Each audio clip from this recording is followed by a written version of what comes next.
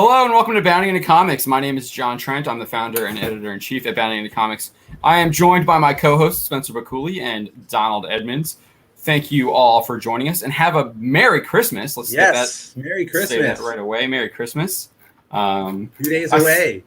Yes. I see the chat is already very active. We have lots of folks in the chat tonight already. Lopter, Demon King of Inferno, is here with us. Mark Seth is with us.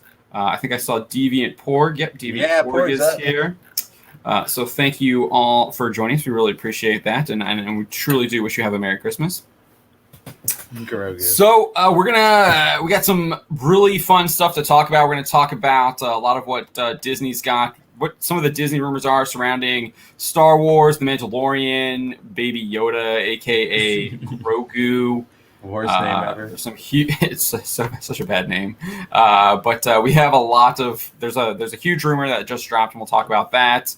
I already did a video on that, but we're gonna get Spencer, Don's opinions on that, and obviously get what you guys think about that as well. So I'm really interested to talk about that. And then we're gonna talk about the X-Men, this X-Men series as well, coming from the same source as the Grogu Luke Skywalker rumors. The last X-Men. I'm sure Don has some interesting thoughts about that, and we have to remember when it comes to the X-Men, we have to remember Victoria Alonso, the Marvel Studios producer, who's been with Marvel since they were with Paramount, I believe. Yeah. So she's been around the block, but remember, she doesn't like the name X-Men. Ridiculous. She thinks it's has something to do with like patriarchy or something. Yeah, so we'll see. We'll see what that means, because obviously that could mean something different with the X-Men, given that they are the X-Men. But in it's 2020. In 2020 language, it's that's never a good sign. And then we'll talk about some Wonder Woman 1984. And I know it's probably not the most interesting topic, but I do find it interesting to talk about what the theater is going to be looking like, and the streaming services and stuff like that. And I did just was able to get into some HBO Max stuff. They have a lot of work to do for their Roku app on that. They finally got one? Yes, they literally did a deal right before Wonder Woman 1984. Which doesn't surprise me, but they really need to. It's really clunky. It needs to be It needs to be streamlined. But Disney Plus was kind of like that too. They'll get to it. They'll work on it. Yeah. So I'm sure they'll fix that up. They are like a multi-billion-dollar company, if not trillion-dollar company. I'm not sure what AT&T is right now. So it's like Cyberpunk 2077 right now for the Roku app. It's not as bad. Like, I'm not like glitching out or being kicked out, from what I understand. I watched Godzilla, King of Monsters, no problem. Basically, I watched that for the monster. That sequel is never coming out. I literally just watched that for the monster fights and like. Oh yeah, of course. Less about anything else, because everything else is awful in that movie. Everything else makes no sense. It to the reign and rule of Hitler. No, we're not Pace Magazine. No. I saw that tweet. I was like, what? Makes a lot of sense. Yeah. So, but yeah, no, I really, the monster fights in that movie are really good. I can't believe, I am super disappointed that they kill off like the main Japanese guy. It's like, dude. Like, why would you do that? Like, they kill off him and the lady from and the chick. Shape of Water. Yeah. Yeah. I'm like, what are you doing? Like, you're killing off your top scientists. And like they're the most interesting human characters, like that are actually. And now you've got 11 going to freaking Red Sox Stadium to run around. So stupid, man. So dumb, dude. Yeah, and then and she is like, at least Tony Stark, when he escapes terrorists, he builds like a giant machine. When she escapes terrorists, she just like leaves out the front door. Yeah, it's like, okay. She's like, yeah, I'm out of here. Bye. Even though I was part of your plan. And nobody cares. Yeah. All right. So we're gonna do what we So that's kind of what we're gonna be talking about a little bit later tonight. But let's get into what we kind of do normally. How we start the show is we go around the horn. We talk about what we've been watching, reading, playing, and usually we try and talk about something that we've enjoyed. But sometimes it might be something that we don't recommend, and we'll say that as well. But we'll start with you, Spencer. All right, let's see. Since last week, I've been playing more Persona 5 Royale. I just got to the cutscene where Nijima's Persona awakens on the motorcycle, which was pretty awesome. So I'm excited to play more of that. I caught up on Marvel's Savage Avengers, which is pretty fun. That's like Conan, right? Yeah, Conan is 100% the best part about it. He just acts like Conan, and Crom always up for a fight, cursing the sorcerers. He's fantastic. Dugan is probably one of the only writers left who I would give a chance to at Marvel. He did Infinity Wars, didn't he? It was okay. Did he? I think he was part of it. I don't know if it was his entire I think he did event. the main Infinity Wars event. Yeah, that one was okay. That one was pretty. Oh yeah, you're right. It was him. Yeah, that one was But I kind of. Yeah, it's like exactly. when I stopped reading comics. Yeah, exactly. Right like around mainstream then. comics was like, yeah, I'm out. Yeah, that's kind of when I dropped it too. But after Porg's recommendation to see Conan beat somebody to death with a prosthetic leg from a woman he had just slept with, I had to see that in action myself. And what did I read yesterday? Dark Knight's Metal: The Secret Origins is officially my top issue of the year. It's fantastic. A really good Superboy Prime story. I won't spoil it for anybody who's still reading any of that stuff, but highly recommended. I know I was talking about it with Porg on Twitter earlier today, but that's what I've been up to. Sweet. Sounds like all good recommendations there. So far, yeah. I think I'm going to have to I might have to see if there's a trade for the Savage Avengers stuff, because I might just I think you'll like it. There's a really good Conan's like the best part about it. Okay. All right, Don. All right, so I finally got through chapter 2. Oh, there we go. So you know what a Trolloc is now, right? Yeah. So general loose description of it. Basically an orc that's black, right? I think they're black. Pretty much. They might retcon that for the show. I think they have goat's feet or something. They have like hooves, if I remember. Yeah. Yeah. They're like a minotaur / orc. Which is weird. I would think they would look more human-ish. But that's my like headcanon of it. Just so they could blend in a little bit better. I don't know. What did you like about, because you learn about the focus, right? Like how he centers himself from his dad. What do you like? What did you think about that? I don't know. I haven't deciphered all of that yet. Okay. I'm just like going through the motions of, dude. I'm still trying to figure out like why would they in that first book introduce a character and then leave him off for the rest of the book, and then at the end of the book reintroduce him and then make him an integral part of that. Anyway, I don't know who you're talking about. Who are you talking about? I'm talking about Land. Okay. Yeah. I don't know. I haven't read the prequel, so he wrote the prequel after like he was like 10 books in or whatever. Yeah, it felt like an 8 books in. thing. Like the prequels. It's like a Black Widow type of situation. the prequels, like the Star Wars prequels thing. I think it was totally a publishing deal thing. Oh, That's yeah, of course. Like he probably had like notes or whatever, and he was just like, "Yep, let me put it together," and he did, because he put that up. I mean, because he passed away before he finished the actual main series, but he had tons of like audio notes that Brandon Sanderson was able to use to complete the last 3 books, I believe. Sanderson co-wrote using Jordan's extensive notes. So. And he had finished that prequel before the last 3. So I don't know. I'm not sure, because I've never read the prequel. I've only read the main series.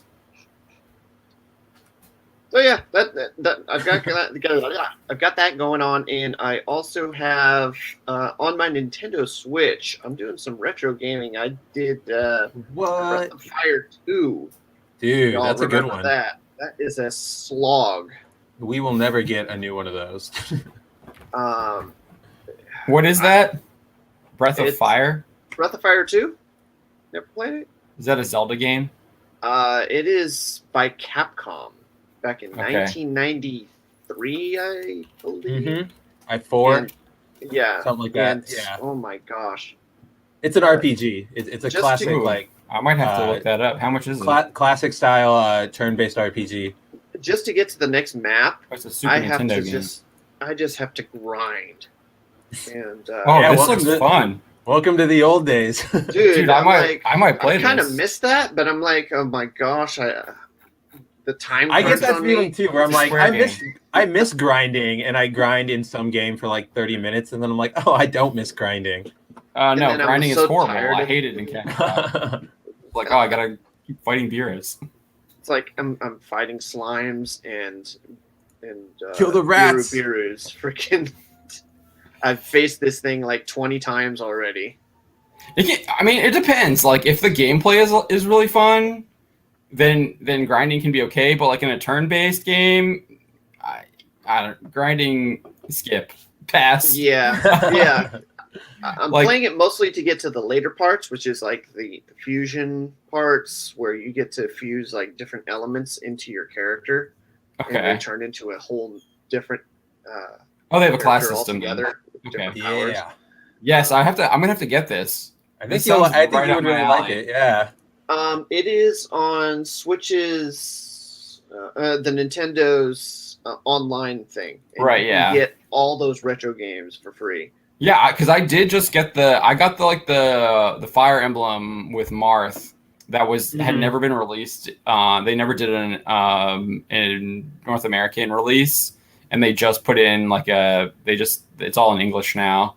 But yeah, I picked that up. I still haven't played any since last week, but I've got that. I beat the first level. And then I made a couple mistakes, and I let a guy die, and I had to restart. And Always with that. Dude, I I don't- do that. I don't like losing, especially in Fire Emblem. You don't want to lose anyone. Yeah. Because you never know. Like, I'll if they're sacrifice. important. I'll sacrifice an hour of mission to get my guy back if I have to. yes, yeah. So I made like one mistake, and I was like, man, he died. And then I restarted again. And I was able to save that guy. And then this archer came down and owned another character, and I was like, come on. And then I was like, all right, I guess I'm going putting to this bed now. down for a little bit. Yeah. Yeah. But yeah, no, I'll have to check that out. Breath of Fire 2. That actually sounds right up my alley. That looks Yeah. really good. I think 100% for you. The reason why I probably don't know a lot of this stuff is because when I was a kid, I was not allowed to have any kind of consoles. I was allowed to have a game. I had Game Boys though. I had a Game Boy heck and yeah. a Game Boy Advance, but my parents were against me having a console. And the only reason why I was able to get a PC is because I purchased it myself. The classic workaround for parents. Yep. Yeah, I was like, "Yep, I'm getting it myself." So that's why I don't know a lot of these old school. That's console the games. magic of these old emulating game or Yeah. these games being re-released is that people get to enjoy them now when it's more widespread. Yeah, I can't believe it'll be really interesting. I feel like there's a lot of money left on the table. They should just start remastering Pokemon Red for the Switch and Pokemon Silver. Dude, do you know how much money they would make doing that? Oh my god. They gotta make it all full 3D though. Yeah, that's what I'm sure. saying. Yeah, that's Yeah. what I'm saying. Do like Final Fantasy VII remake or whatever. It's Oh, gotta heck be a whole yeah! remake. I would throw all of my money at them. Silver is so good because you get to play Red too in Silver. That's the best part You about go those back ones. to Kanto. Gold's yeah. my favorite one, but yeah, Well, Silver and Gold thing. are the same Yeah, thing. same generation. I just had that's the Silver. best I played part. Silver instead of. That's what I got. I got Silver instead of Gold. But what else? Wheel of That's Time, it. That's all I Breath got of time Dragon? for. Grinding and freaking reading. grinding and reading. And then trying to pop this video off for the website. But that's what I got going. Oh, that's awesome, dude. Glad you're working through it. Yeah. So when we actually start watching Wheel of Time, you know what Trollocs are now. Yeah, and I'll know what they slaughtered out of the story. Yeah, you'll know how they effed up Karen. Because I think you probably already have gotten past that part. So let's get to the chat actually real quick before we get to me. what do you guys up to? I saw Lopter was playing Skyrim, I think. Then he's playing some Monster Legends. He says he got Ophiuchus, the Zodiac. He said it looks like he also opened up some Christmas presents. He says he got Van Halen's Diver Down and all 5 of Dio's albums. Dang. Are those did you get out vinyls or did you get CDs. After, I think Mark Lerseth saying he's been singing "Angels We Have Heard on High" in his head. Oh yeah. There's a soundtrack by gosh, what is their name? Liz Friction, or I believe that's their name. Yeah, Liz Friction, and it was released in 2017. It was part of the group. It was part of the duo that was E.S. Posthumous back in the day.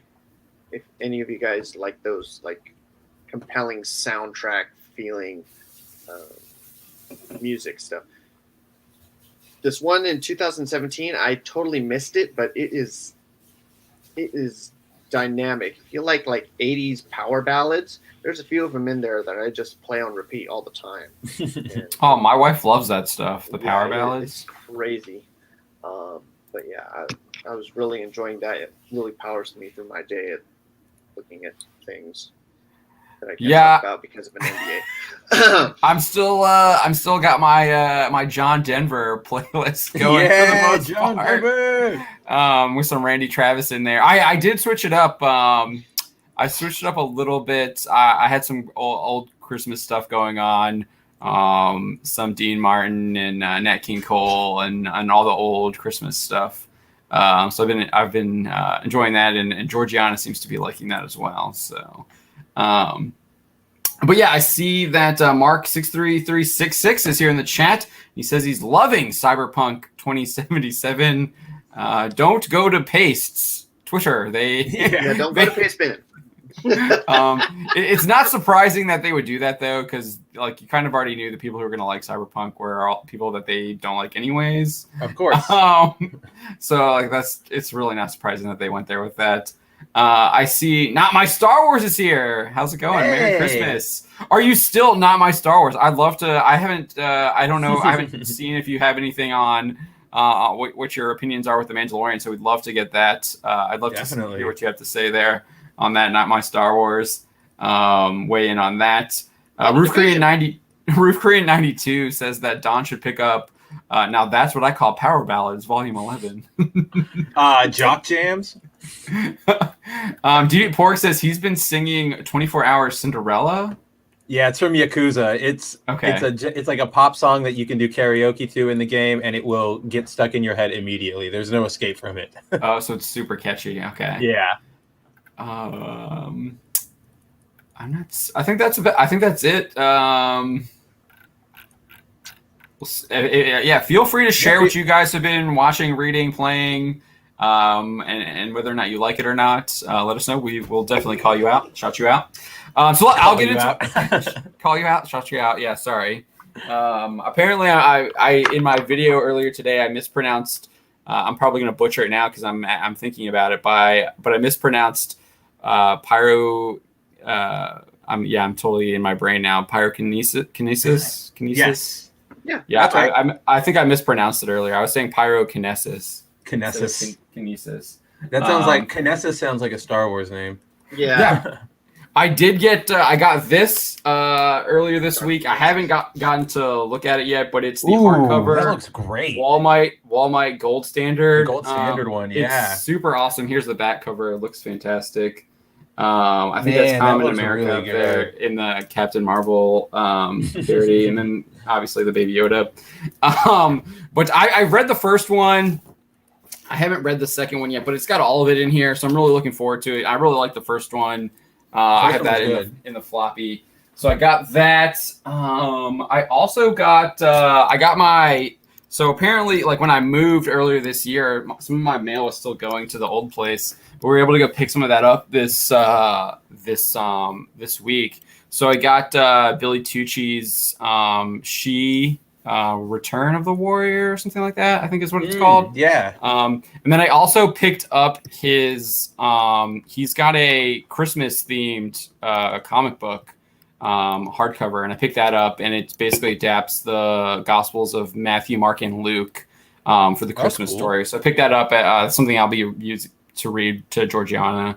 Oh yeah, definitely. So that's kind of stuff I've been looking for, and I picked that up, and hopefully my sister and my brother-in-law aren't watching, because we got one for them too, because my sister is pregnant. So oh wow, congrats! So I'm gonna be an uncle now, as well as a dad and then father. an uncle. Dang.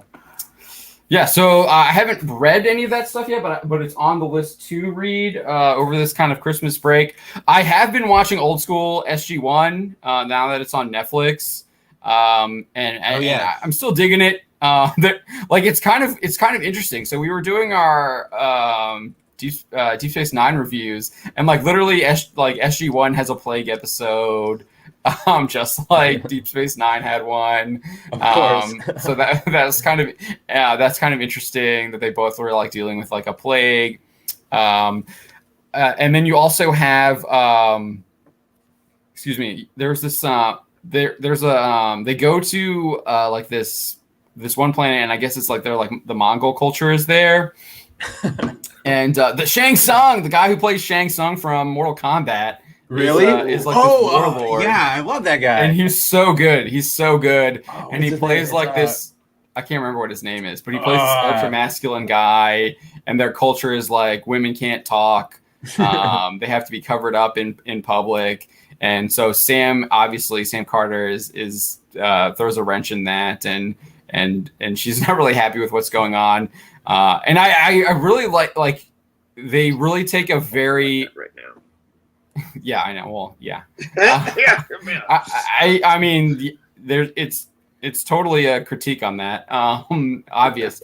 What I thought was really interesting about like these early, because I think I'm only like 4 episodes in, but their whole thing is the complete opposite of what Star Trek is. The Prime Directive. Star Trek's Prime Directive is like leave these people alone. Whereas the SG-1 people are like, that girl is getting raped. We're intervening now. Like, we're going in. We're in. Who cares? Like, that's wrong. We're going in and stopping it. And like moral objectivity. And it's usually Sam who is the moral, who's like calling it out. Where like Dr. Jackson is like, oh, we need to like respect their culture, and she's like, no, get in there and stop it. Do something. I really like the team setup they have. Teal'c is basically Drax before Drax.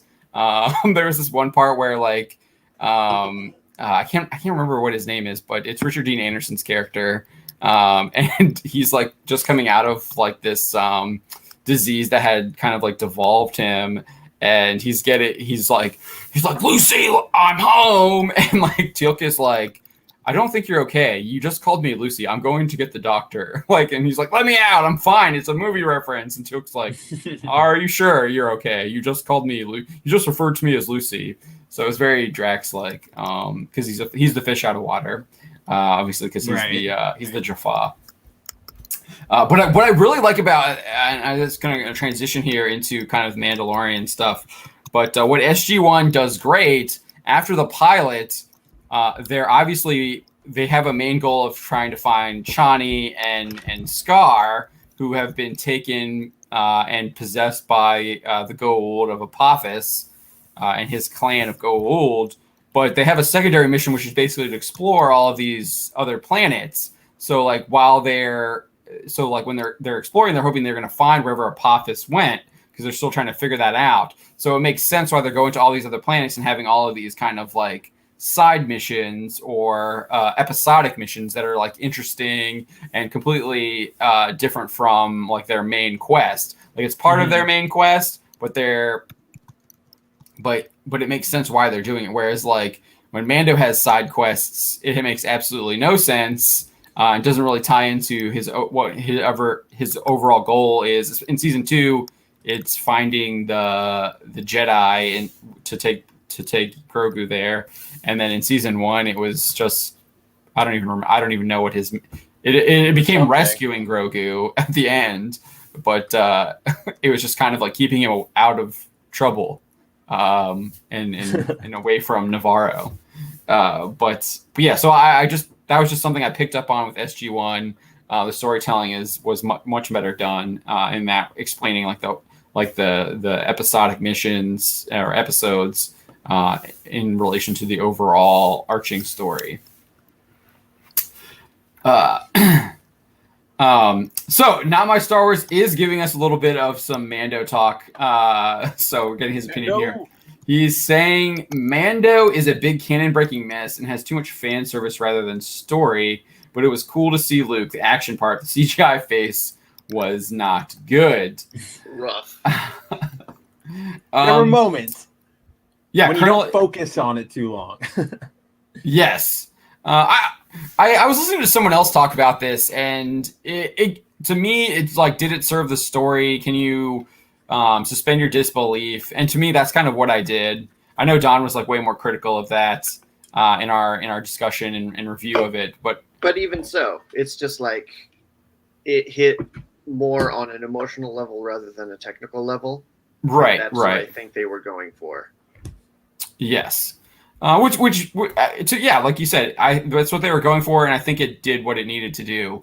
I wasn't like, I don't know, I'm not expecting them to like recreate young Mark Hamill. Maybe I haven't really seen really good deep fake stuff like that. That's like makes me think that I have, but don't talk about those websites. Don't. Where have you seen it? Have you I guess from Hollywood? Have you seen it from Hollywood? Oh, Hollywood. There we go. Good clarification. No, you haven't seen from Hollywood. Okay, that's what I'm saying. Okay, it's from a neighborhood outside of Hollywood. I'm just waiting. Yeah, for you I don't want to know about that. I have an idea where you're going, and I'm trying to avoid it. I'm just waiting for you guys to be like, hey, Father Christopher Miller. Hi. Drew simps for the Mando. Nobody would ever say you'd simp for the Mando. You simp for Katie Sackhoff. Yeah, now my Star Wars is asking we should set up a stream soon, and we can do a full. Yeah. Let me know. I'd definitely be down for that. I feel like I'm definitely. I guess the critical drink. I was seeing something about the critical drinker kind of took a dump on it for the most part. So I might not be as much in the minority as what it feels like. I do feel like it's a very Game of Thrones. What is it? Season 7, season 8 vibe. Where that's what I feel like. Where I'm the guy in the dark at this point, but people will see the light eventually. Well, look, was the season perfect? No. Has the show been perfect? No. We've all been critical of it. We were especially critical of it in season 1. The entire panel was critical of it in season 1. I think we were very critical of it in season 2 as well. Season 2 was better. There were some standout episodes. Rosario. It's like I can't sit there and say this is like an experience when I'm watching it. It's not like watching The Expanse. It's not like watching an episode of Battlestar where, you're locked in. You don't get that necessarily from the Mando. There's a lot of, like you said, suspending disbelief, and it is what it is. Now, that being said, I still think season 2 was good. It was a good close to the arc that they were working on, and since they basically said that, the new season will be out probably a little ways after Book of Boba Fett. No, no, it's not. I actually have an email here from my Disney contact. Surprisingly, nice. I got on this one they sent to me. It has everything listed for 2021. Mandalorian season 3 is not on there, but the Book of Boba Fett is. And the other Star Wars. Yeah, and the other thing on there from Star Wars is the Bad Batch 2021. No date on that. Well, but those are the only 2 Star Wars things on there, and Favreau did confirm in that Good Morning America interview that the Book of Boba Fett and the Mandalorian season 3 are 2 separate things, and that they won't start filming Mando season 3 until after production is finished on the Book of Boba Fett, but they've already gone into pre-production on it. Yeah, and that's fine. They should take their time, but again, I go back to my theory. I think season 3 is going to be all about. There's going to be a lot of interaction in between him and Bo-Katan and the Night Owls, and taking back Mandalore, and that's going to be the ultimately. I think that's like what you guys were working to. That's going to be the crossover event. Yeah, will be the retake of Mandalore. So, but I think the season itself is going to be the stuff leading up to that, the planning, the little like pre-quests before they get to that point, and yeah, you know, I'm there for that. I want to see the Mandalorian interacting with other Mandalorians. You know, I mean, that's what I want to see. I got a feeling they're going to try to go with an angle like Bo-Katan is going to attempt to unite the factions, you know, which is... we don't even know how many are out there. Yeah. Yeah. Well, and we don't even know if these children of the Watch, if his sect was all of the children of the Watch, or if there were like other sects of children of the Watch. We know the armor is still out there, and we know him, and that's about it. So, well, if you remember, John, did you play Knights of the Old Republic 2? No. Okay. There was a thing in there where you know, did you play the first game? I've played parts of it. I haven't finished it because I built my guy wrong and I just kept dying. But you remember, oh, gee. Dude, in those old school RPGs, if you like didn't like put the stats in the right spot, like yeah, I know, you got screwed. Diablo 2. But yeah, that is true. I mean, there's a lot of trial and error with making characters with that. But the thing that I'm alluding to is story-wise, like the guy in the first game, Candris Ordo, who is a Mandalorian, he becomes the Mandalore by the time you get to the second game, and his focus when you get to the second game is uniting the clans, similar to what Bo-Katan's doing. So, you know, you go from planet to planet and specifically looking for Mandalorians, and they're all like kind of different groups. And, you know, you got to have him in your party, obviously, but he goes and talks to him. And that's the main thing, because he's trying to unite them under one banner. And I think they're going to do something similar in that vein with Bo-Katan. That's going to be her general thing, is try to unite the clans. Braveheart.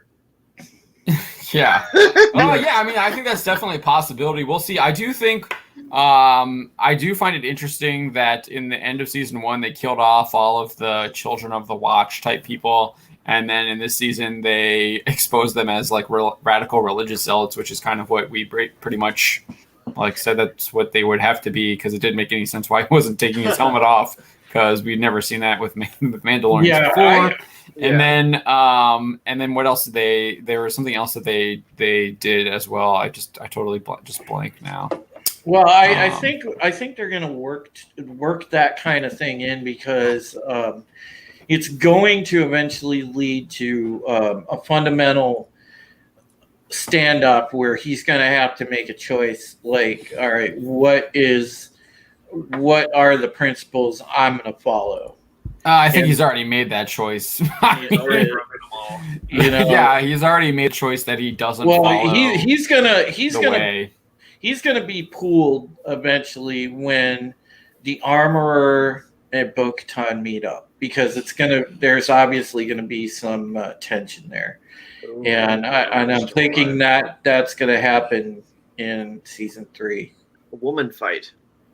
Yeah, maybe. I'm ready there for that. I mean, I just find it hilarious. Remember when like "This is the way" was like the slogan for the Mandalorian? Yeah, that's not anymore. Yeah, because the way doesn't exist. He's abandoned the way. This ain't the way. Yeah. There's I can't even remember what I was gonna. It was something. I'll remember it later, probably when it's totally irrelevant. I think there's just gonna be more like exploration into the Mandalorian culture as a whole, and there's gonna be, like I said, a sort of clash of fundamentals there when that all goes down. So, season 3 has some potential. That's what I was gonna say. I think what you're gonna see with Boba Fett, I really do hope they bring back the gangster tribes, the underworld, Yeah. and have him building up the underworld. You see the remnants of Maul's Shadow Council, and then which that's the Pikes, and who else was in Yoda's that? brother, or not The Hutts. The other Hutts. Yeah, you had the Hutts, you had the Pikes, you had there was one other group, and then obviously, and then in Solo they introduced that other one, the Golden Sun or whatever, some kind of sun. Somebody said that there was the Black Sun. Thank you. Somebody said there was a possible connection. That Fennec Shand might have a brother that's in Conja Club, and they might tie in with Force Awakens. With that was actually something cool in Force Awakens, and never saw those guys ever again. Those two. Well, I'm thinking, John, what they're gonna do with that thing, if they're indeed going with where he's gonna start running, the organized crime sector of the underworld. They're going to, those type of factions are going to be a factor. So I think they might end up utilizing some of that stuff. They might utilize Conja Club and some of these other new groups that we met for the first time.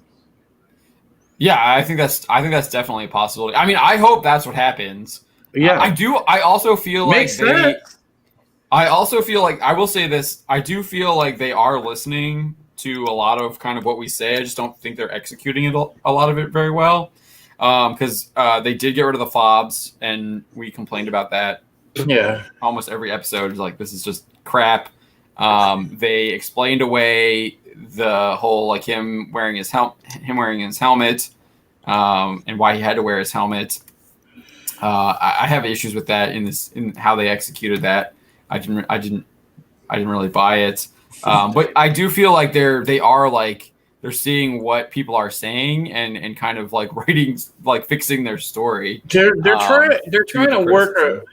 They're trying to work with it. But the thing is we also aren't necessarily privy to what's going on behind the scenes proper. And I want to know just how much leadway they have to work with whatever material is in front of them, because if they have full leadway to do whatever, then they need to execute it a lot better. But if they're kind of reined in and limited, well, you've only got so much to work with then. So we'll find out by the way that the Book of Boba Fett is presented, how it flows, how it turns out.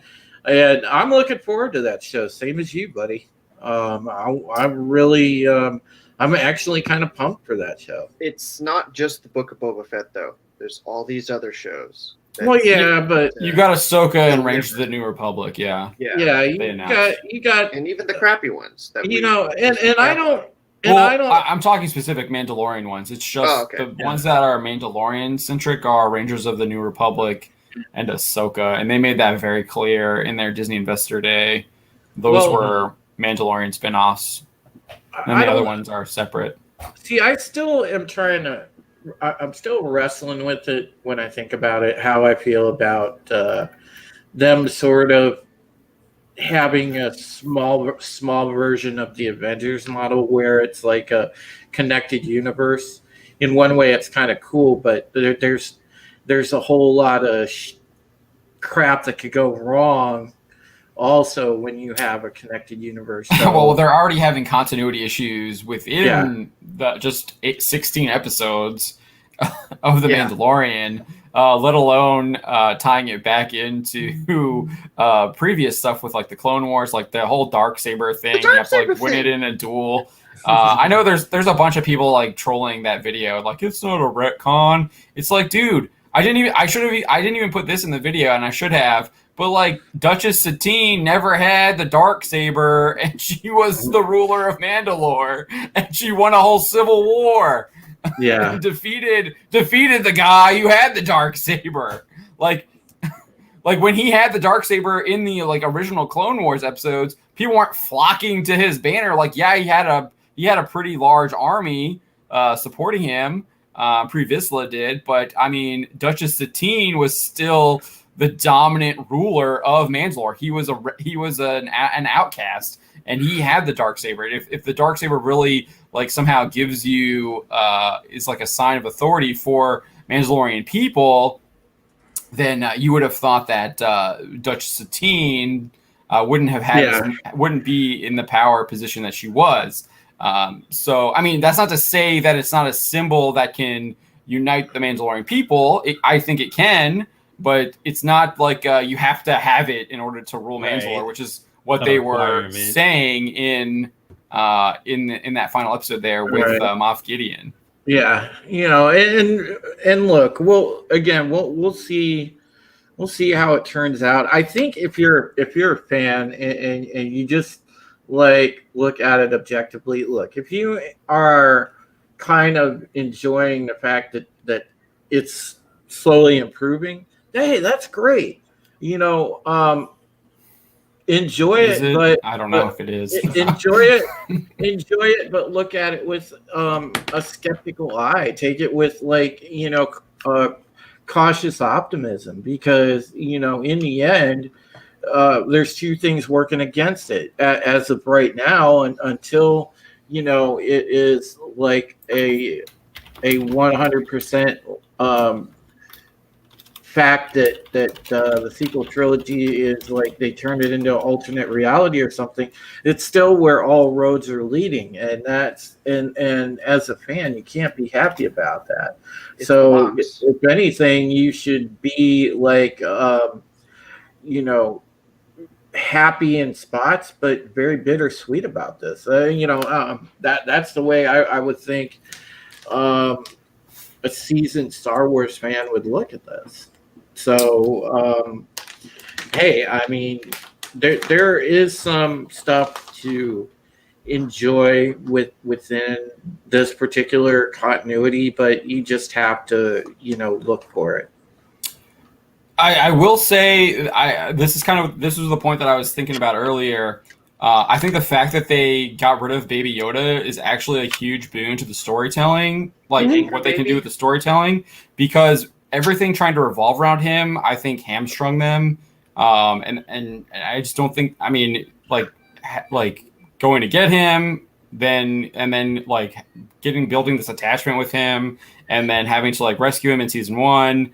Taken, and then just keeping him away from people trying to track him down, and then being sent on a mission to like try and find him with the Jedi. I think it kind of took away from really what you wanted from a show called The Mandalorian. We didn't honestly.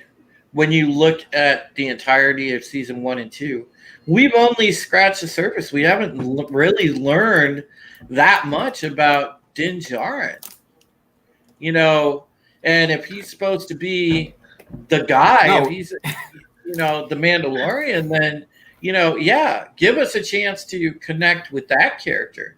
Hey, I get that Grogu exploded in popularity. People liked it because it was cute and all that, but it's like you said, John, it took away from actually getting to know Din Djarin. Did you guys watch Bleach? Of course, I do.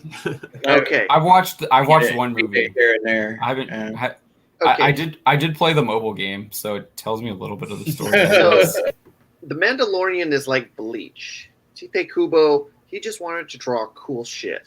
Yeah. I can say that right now, right? Yeah, he just wanted to draw cool shit. He didn't care about story. He didn't care too much about throw line and what made sense. So all throughout that series, Kurosaki Ichigo, the main character, his power levels varied from way OP to completely weakened and subjugated to the weakest of the weak of the enemies. And it was a frustrating thing for somebody to try to think about the logic of where his power level lies and how much he actually has potential to gain versus like, oh, that was cool shit. And it was like the third best selling manga and third best anime. It was one of the top. It was one of the big three for a little while. Yeah. Years. Hugely popular. Hugely popular, and it made no sense Yeah, whatsoever. aren't they Any of the bringing it stories. back to do? They're doing a final season, aren't they, to adapt that like last? Yeah, they I think we are. reported on that like a couple months ago. A couple months ago. But again, I think the like difference watching though is this is Star Wars. Yeah. Oh, yeah. Yeah, that's a huge difference with this being Star Wars. But the thing is, Bullshit, though. if I'm going to see something about season 3, I want to see it get a little darker in tone. I want to see it be a little more Empire edgy. Strikes Back. Like, yeah, I want to see some more root. I want to get back that Din Djarin who was like, didn't think Slicing twice. people in half. Episode 3 or episode 2? Of Episode season 1, where he's But- literally but- the opening scene where he's yeah, slicing just- someone in half with the blast door. Somebody right. putting somebody in carbonite. I mean, I want to see like him go back to a little bit, pull out a little bit of ruthlessness, and I mean, be that guy. Don't be like the. I don't think we're gonna get that. I mean, absolutely. Do you really think we're gonna get that after he's like crying? Don't be the. Right.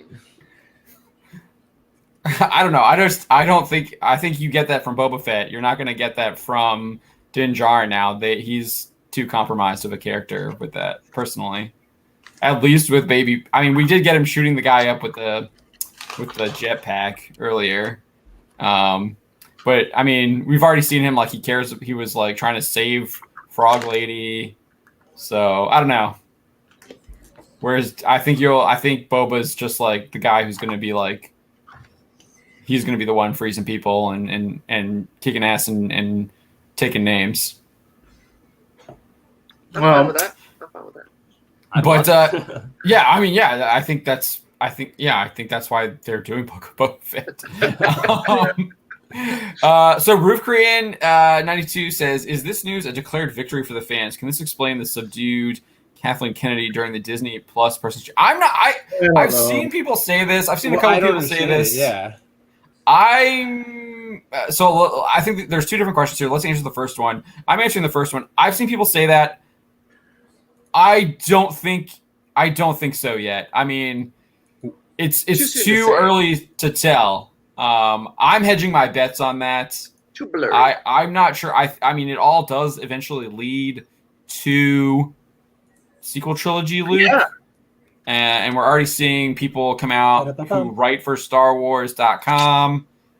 This Brian Young guy, I think he just posted something in at Collider or something like that, arguing that this is the same Luke as Last Jedi Luke.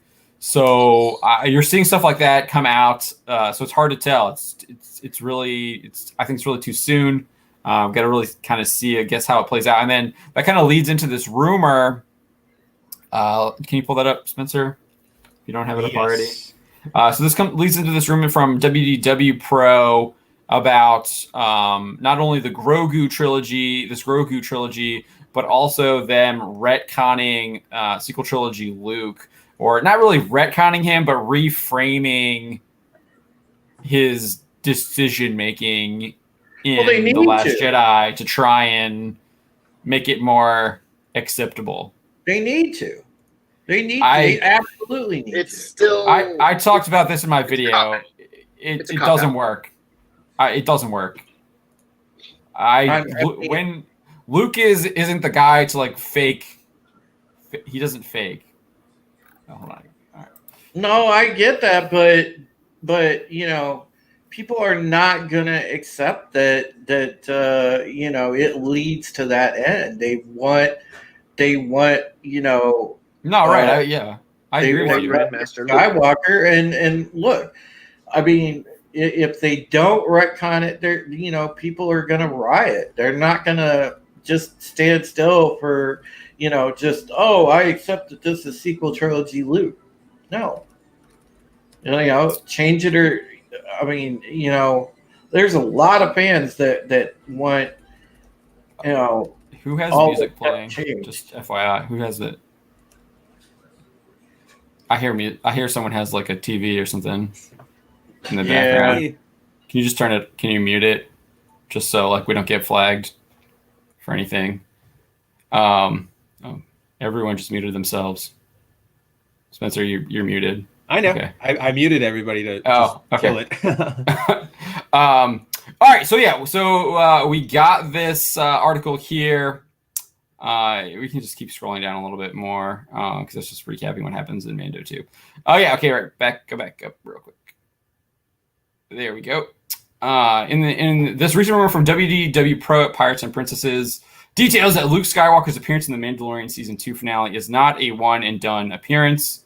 According to WDW Pro, Luke Skywalker is essential to keeping Disney afloat because the sequel trilogy was at the end of the day a failure with merchandising stagnating and the Star Wars brand being severely damaged following The Last Jedi and subsequently The Rise of Skywalker. That is all well documented. We have actually like toy executives saying that no one is interested in sequel trilogies merchandise. Disney's own financial reports state that their Star Wars merchandising has been a loser, and they were losing money from that. Like that's in their own reports.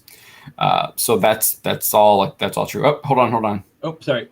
One more. Hit my mouse by accident. WW Pro explains they need Luke Skywalker to be back, redeemed, and the Jedi Master fans want him to be. Toy manufacturers need Luke Skywalker back. Marketing needs Luke Skywalker back. Game developers need Luke back. It's true. I think yes, but also I'd be interested to see if Luke sells more than Vader. I would be really interested to see about that stuff. I really would like talk to some people. Yeah, I would be interested to see what the actual which characters are selling better than the others in Star Wars. I'd probably say Luke is probably 2. Vader is probably number 1. I could be wrong though, but maybe I'm just being biased. Holdo 3. I'd say Luke, now, nobody's rushing to buy Force Awakens Luke or Last Jedi Luke. But the Mando toys though are right. I mean, Mandos are toys essentially already. I bet Boba Fett stuff will sell better than Mando. Oh, Boba Fett. I think so too. But Baby Yoda's probably up there too. But I still think Vader. Baby Yoda. Oh yeah, I definitely think Vader's number 1. I mean, he's non-human. It's the mask, so it's easier to merchandise and put on things. So when I think of Star Wars, Vader's the first character I think of. Probably because he has 6 movies about him. I mean, yeah, of course. Okay, so and apparently there's a plan to bring Luke Skywalker back and redeem him despite The Last Jedi's depiction of the Jedi who redeemed Anakin Skywalker and brought about the downfall of the Galactic Empire. WDW Pro reveals that Luke's depiction in The Last Jedi will allegedly be all an act to protect Grogu from being discovered by the dark side and even Rey. That's hilarious to me. That's awesome. Can't trust Rey because she's the descendant of a Palpy. clone of Palpatine. Palpy clone. Dumb. Palpy clone, baby. In the sequel trilogy, it will be clone grandbaby. Yeah. In the sequel trilogy, it will be retconned so that Luke's actions of being in hiding, pretending to hate the Jedi, etc., are all an act to protect Grogu from being found by the dark side, including protecting him from Rey. I like too. that. Why do they need to protect him though? He obviously. Why would he even need to get Grogu? What's the point of getting Grogu now? They might show that later, but my main issue with this is you can retcon all that, but you can't really retcon the fact that Luke tried to kill Kylo because that's the core of that character's backstory. It was all a fake. It was all a fake. I was just joking, bro. He didn't really. It was a prank, bro. He was doing that so Kylo would go to the dark side, like To protect, what? right? No. To protect Grogu, I have to like threaten my nephew. I could believe what? I could believe that's what he was doing if it weren't for the Kylo connection. If it was just him hanging out and had abandoned everybody. Yeah. Yes. Yeah. So like, there's it's good. I don't think they're gonna do. I think this is a horrible idea in the first place, and let me keep going here. But like you said, there's already the Kylo Ren. There's a Kylo Ren problem. But yeah. So not only will Luke's actions be retconned, but they will also attempt to explain why Yoda used the dark side of the Force to summon a lightning storm. Yes, and that is he's using the dark side. If I'll argue that till the end of the day, Force lightning storm is a dark side power. Even SWOTOR, non-canon video game, recognizes that as a dark side power. Yeah, it does, but still, you know, a Force user can use whatever. No, I've never been like, I've never been like, you're wrong. you know. No, look, you could do it in the friggin' game. The Jedi Jedi characters cannot summon Force lightning. Yeah, I could use Force Not in lightning with SWOTOR. Revan. Yeah, Revan though.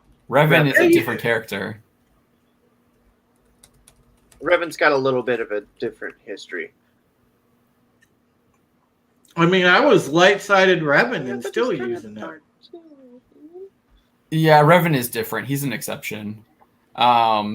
But no, even Star Wars says that Force lightning is a dark side power. Summoning a lightning storm would be a dark side power. And then Yoda even talks about in the Clone Wars that certain Force abilities are dark side and light side. Yoda says that dark side, like when he's talking to the illusion of Darth Bane, he's like he says you're an illusion because dark side users can't become one with the Force. They'll never attain the eternal life that they're seeking. And then even you could say that Palpatine is lying, but he even tells when he's seducing Anakin to the dark side, he reveals that he wouldn't be able to find what he's looking for with the Jedi. Only master of the dark side would be able to find some of those powers, basically saying that there are differences between dark side and light side abilities.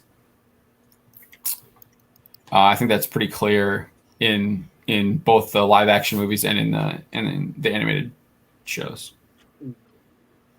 So yeah, Luke couldn't bring himself to burn the books that he believed would place Grogu in danger, even though he knew it must be done. So Yoda in Force Ghost form had to do it for him. The fact that he was using it as a Force Ghost is absolutely ridiculous as well.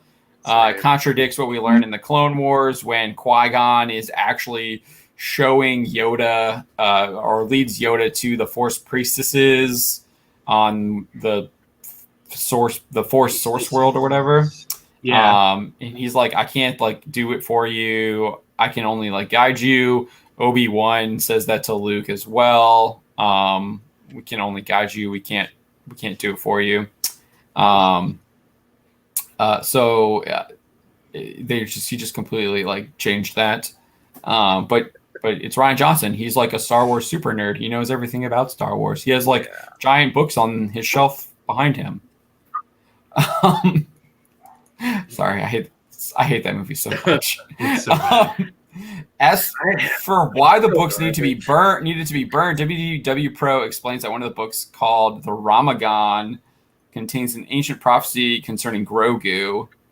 Okay, here we go. There we go. We've got another prophecy, another ancient one. According to WDW Pro, this prophecy ties into Anakin Skywalker, bringing balance to the Force by killing the Emperor. So, to me, if this rumor is true, this is why we're maybe seeing Anakin without the mask on and Obi-Wan, and he's fighting Obi-Wan again. Maybe. He doesn't specifically explain how Grogu is tied to this prophecy, but WDW Pro does claim that Grogu will bring peace throughout the galaxy. What? Luke Skywalker did that, right? Oh, wait. It was Rey. Ray did it. Yep, Ray did it. But is Ray actually going to be Darkseid? They're going to bring her back, and we're actually going to see Darkseid Ray with her yellow lightsaber. Revan, maybe she'll like be converted. They'll make her the new Revan. That'd be cool.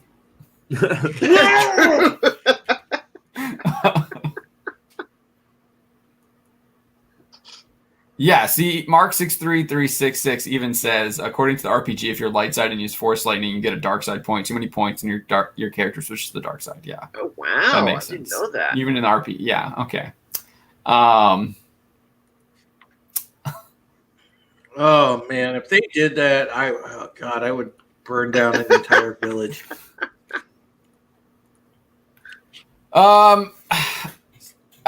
So Alexander Vidakovich is saying that in the Dark Star comic, is that a comic or a novel? I'm not sure.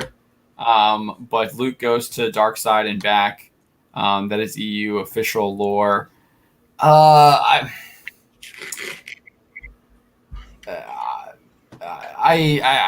Yes, but I mean, you've also got like Cade Skywalker who can use that dark side Force revive power, and he's still not a Sith. Right, I guess that's in Legacy, right?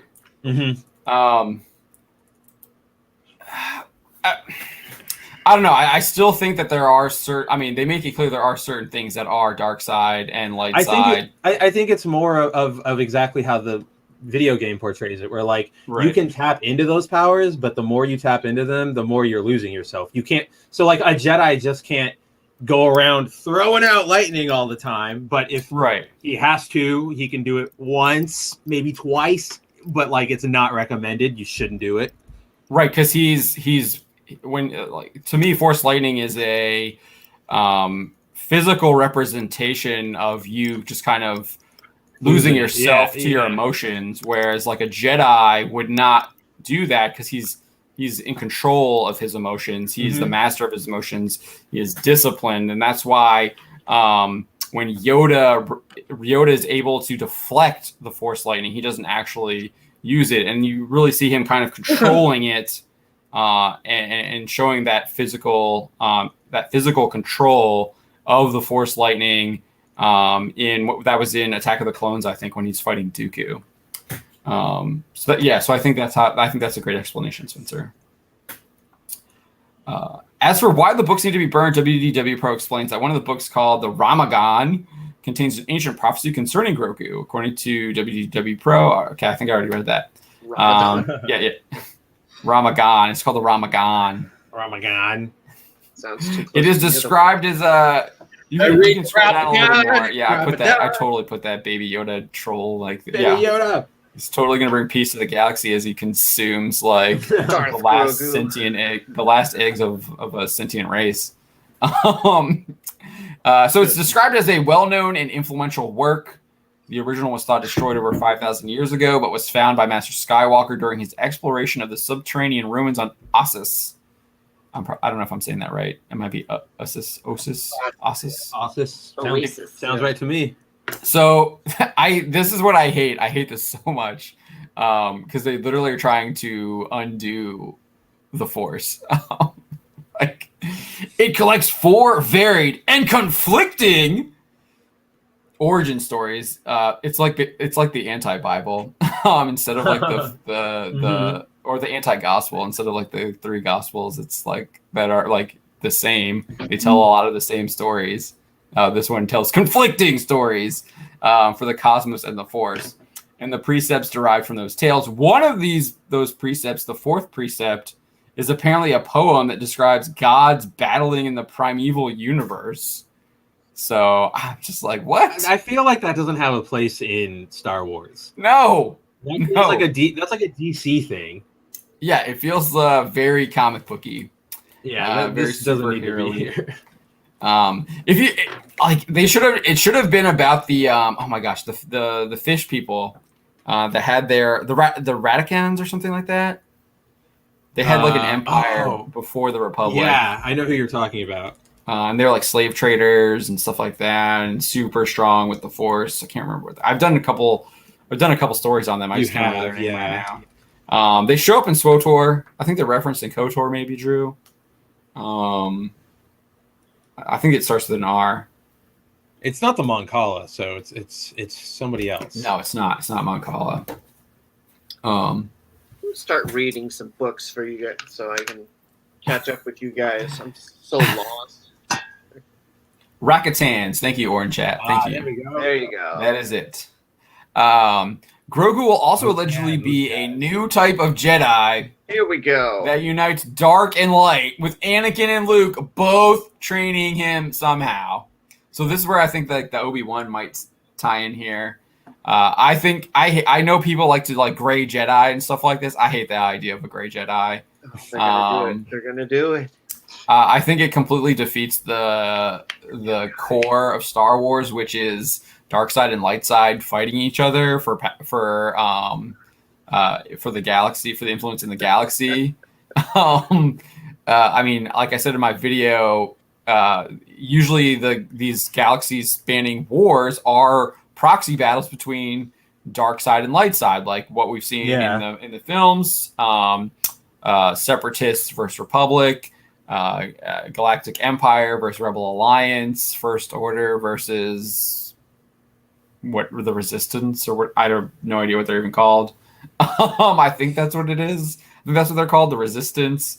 If you go back, if you want to talk about KOTOR, it's obviously Sith Empire versus the old Republic, the Galactic old Galactic Republic.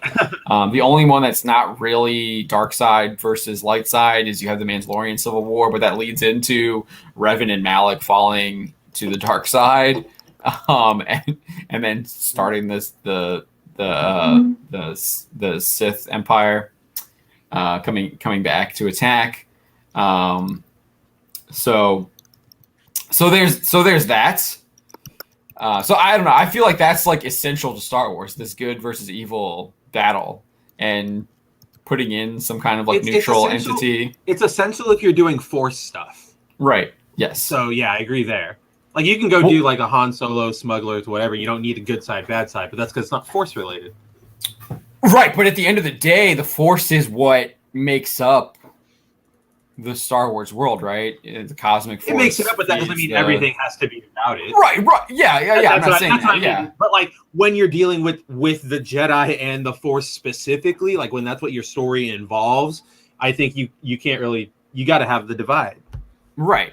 And like I'm looking forward to a Boba Fett story where he's a bad guy doing bad guy things. Yeah. Yeah. So, yeah, I hope they like get some inspiration from The Godfather. I really think that could be really, really fun. If it's like Foreign that soundtrack. Yeah, so I don't like this idea of like uniting the dark and the light. I feel like Filoni's played with this before with like the Bendu guy. He was kind of like a neutral. That was a guy from KOTOR. Bindo? Oh no, different guy. No, the Bendu is like this giant creature thing that turns into like a storm and like takes out Thrawn when they attack their hidden base. Yeah, I confuse them.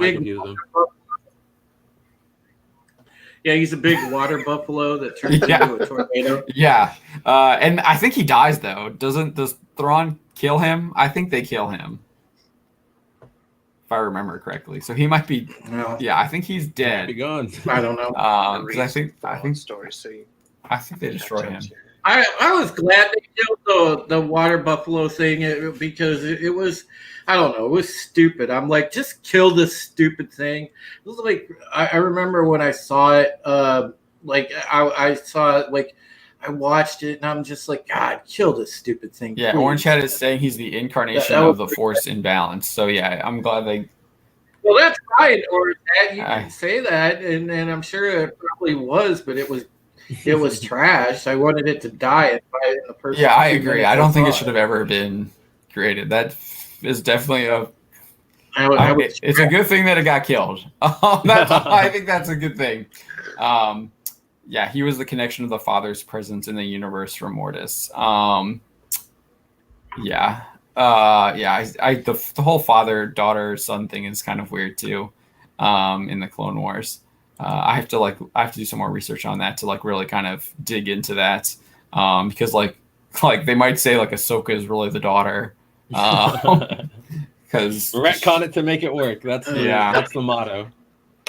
I just feel like that's happening. Wow.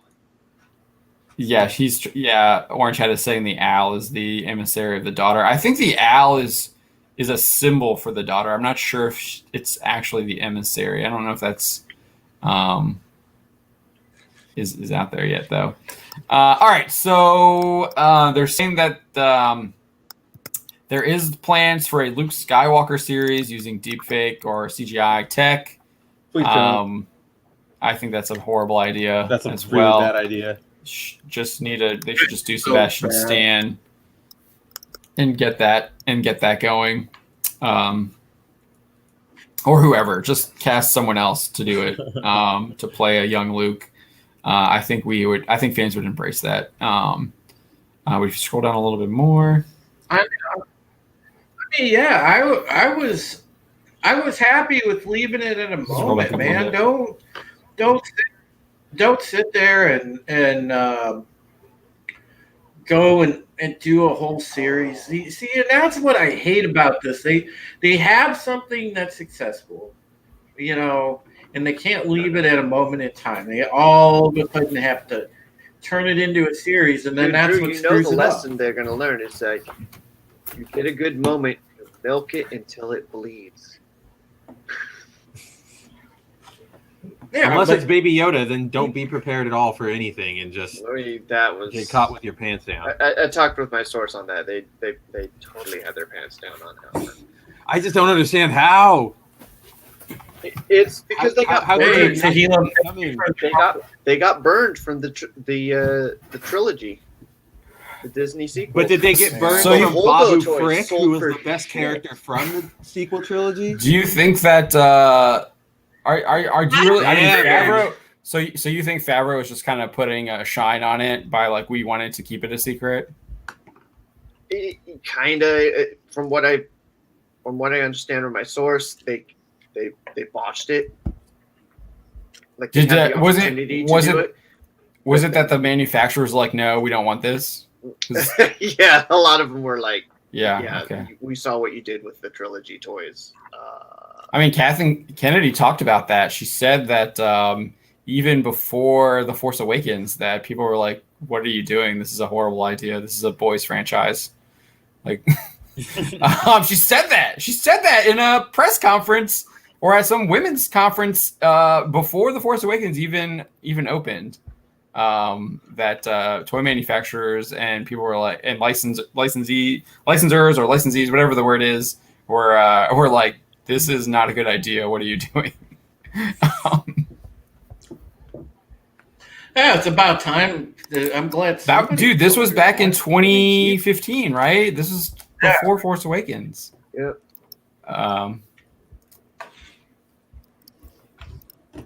The toy people. Yeah, they. I mean, obviously they did. They knew. They had. Some people had suspicions on why He-Man bombed at the 80s. In the 80s, it went from like $100 million a year in revenue to like nothing. But yeah, so WDW Pro continues and says that Grogu Trilogy is also on Lucasfilm's roadmap. This trilogy will apparently retcon Luke Skywalker back to a true hero, and Anakin will be retconned to actually have brought balance to the Force. So if Anakin is bringing balance to the Force, that means the Emperor should be dead. But he's not. But because then there's Rey. Well, right, yeah, and WDW Pro is like saying that, so if... it doesn't make sense. So, like, the only thing you could do is if you do an alternate timeline thing with, like, even thinking about this, it's like the rumor is kind of contradicting itself. Yeah, it's like, what's going on here? It would have to be some sort of alternate timeline thing. I think you're right, because the Kylo thing and this thing. And there's one thing that they could do to fix all of this stuff if they want to tie it together and just bring in the Emperor and make him like the Supreme Emperor. And I'm talking about the guy that technically should be the real emperor anyway, because Palpatine sucks in my What? book. Vitiate is the guy. Vitiate is like the most powerful in ever, and I mean, the guy has been Valkorian. He was the Sith Emperor before that. I mean, the guy can literally suck the life out of a world. He's like more powerful than Palpatine could have hoped to have been. And yeah, so they should Is just this guy like a bring in comic book Vitiate. character? Or No, dude, he's the Emperor in SWTOR. oh, they totally made that guy way too OP. Well, yeah, but now there's a reason to use him. You could tie all this stuff together by just saying, Palpatine was a pawn of Vitiate. Star Killer. That's Just all. make the ultimate villain Star Killer. The only thing I can see is that canonize him. if they are going to have Vader kill, if the Palpatine doesn't teleport to save himself to the unknown worlds or whatever at the end of Return of the Jedi, and Vader actually does kill him, as we saw in Return of the Jedi. The only thing I could think of is that the Emperor that we saw in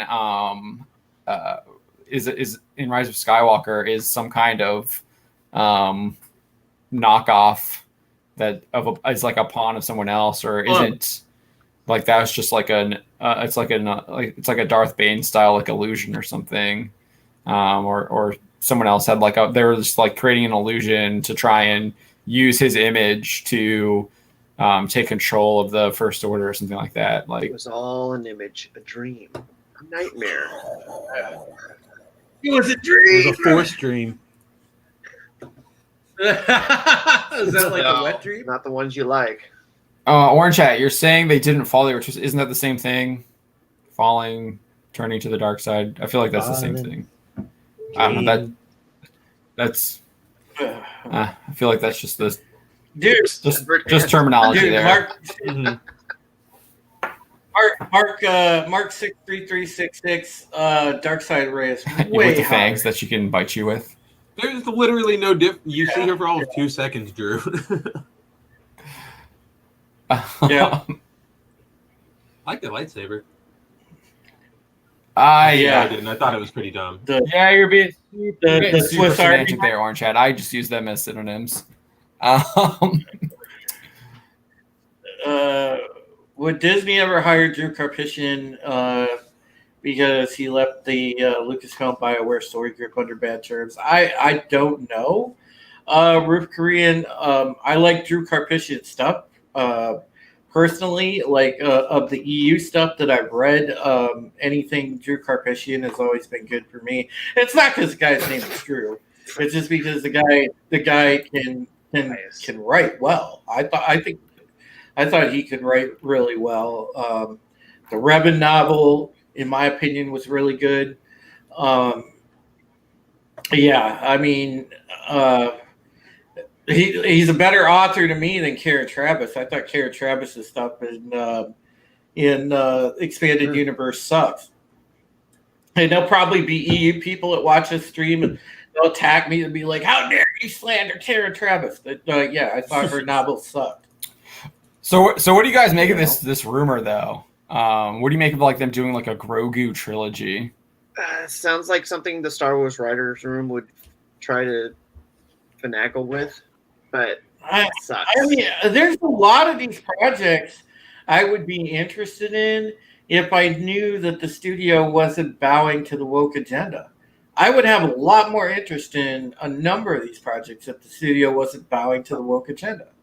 But, it's just cringy because I look at this stuff and it's like, well, how injected with woke is it going to be? That's like, I hate having to ask that question when something new comes out. That's the thing that sucks because it kills your anticipation, it kills your excitement, because the first question in your mind is, well, how bad on the woke scale is this going to be? You know, and that goes for anything, because time and again, when we're seeing new stuff come out, if we're even like a shred of excited about it, we think about that question, and then it kills our. Not if I'm Season 1 and talking 2. about anime or video games from Japan. Yeah, that's right. That's true. No, yeah, because actually Japan encourages Except for maybe but, what's the huge popular isekai? Because he was kind of talking about it, like he's like going to change stuff. Sword Art? Yeah, Sword Art. Yeah, Sword Art. Who knows if he's actually going to do that though? Or but- if he was just saying, or if he get was- people to go away. Yeah, yeah. I mean, Tehillim- Horikoshi did change that one kid. The one, yeah, like, that was and so he's like, dumb. and he's like a huge villain, isn't he? He's like one of their. Yeah, he's like this. that was the whole point. He was named Yeah. after. I mean, he was referencing a war criminal because the guy was a bad guy. Yeah, and he was like he was like the number 2 villain behind All for One. He was basically he was the guy who was. He was like his right hand man. Yeah, because he's the guy who creates all the nomus and stuff. Oh, sorry, spoilers. Tehillim, they are jumping the gun a little bit like Grogu, but here's the reason why. And I think that they're trying to really ramp up the thing with Grogu, because Grogu connects with kids. He connects with everybody. And yeah, the ladies, the girls. He connects. Don, where is it? Pull it up. Girls. Threw him across the room. You know, they've got so they know that they've got a pretty good cash cow character. This little bastard there, so. escaped Order 66, and he'll also escape. Thanks to Jar Jar. It's freaking. We say it's big doo-doo, Grogu. That's why that article is doing so well all of a sudden. Everybody needs to look for the truth. I want to see that was a different article. But, yeah. No, I know, but everybody's looking for the history of Jar Jar now because they're learning the truth.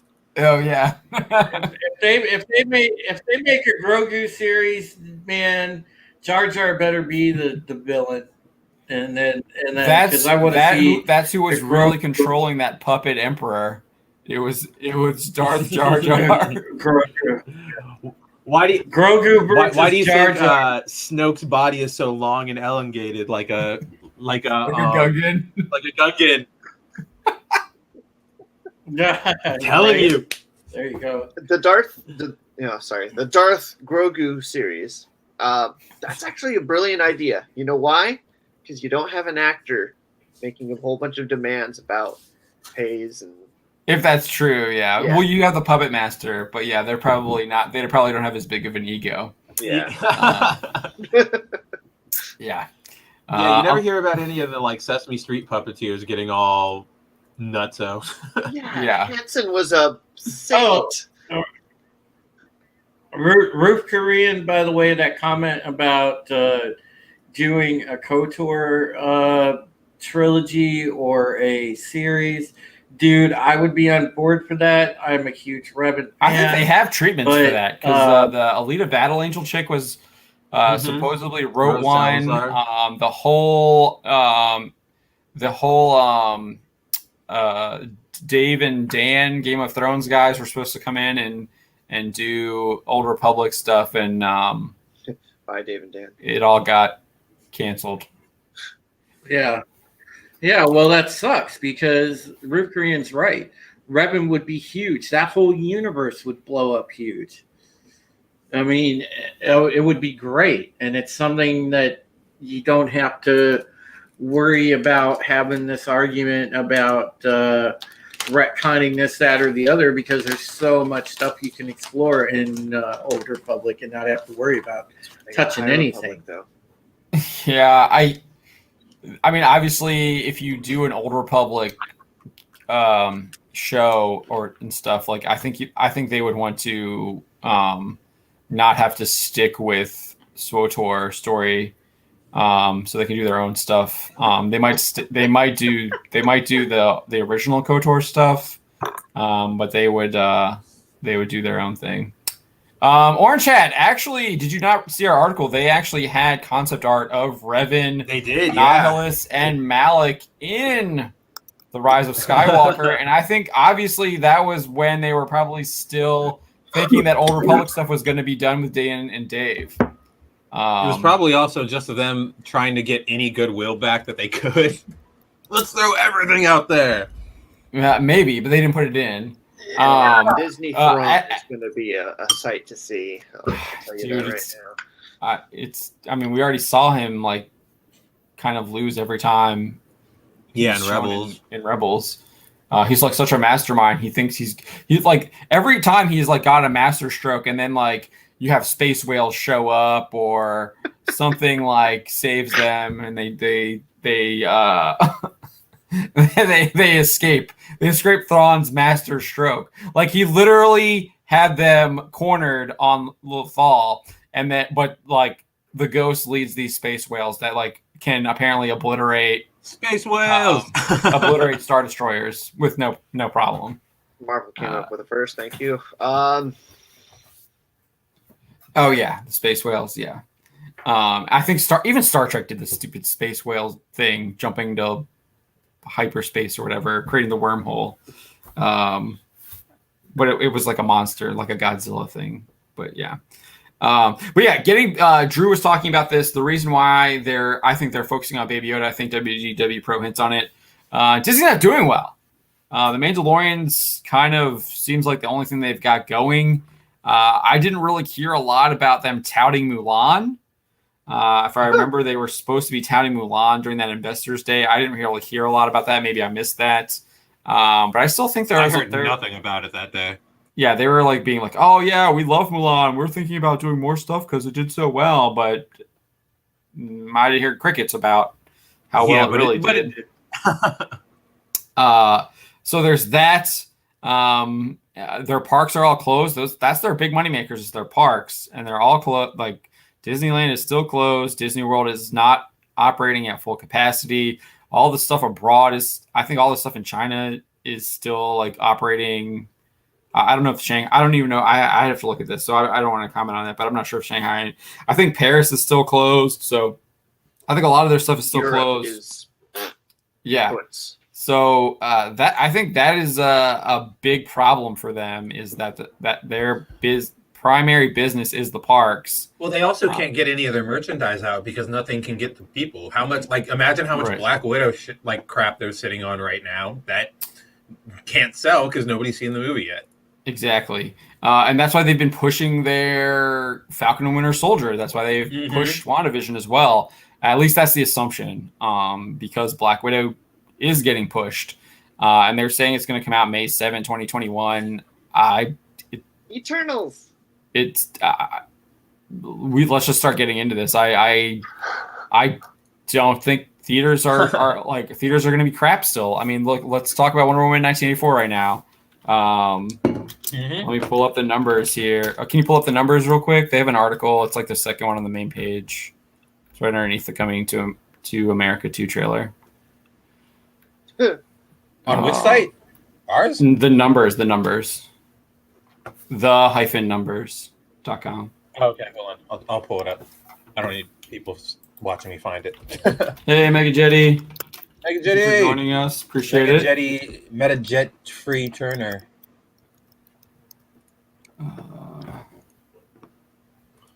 We're probably going to be going to midnight Eastern time, so I don't know if that stream lasts that long, but that's how long we'll be going. That's what we usually do.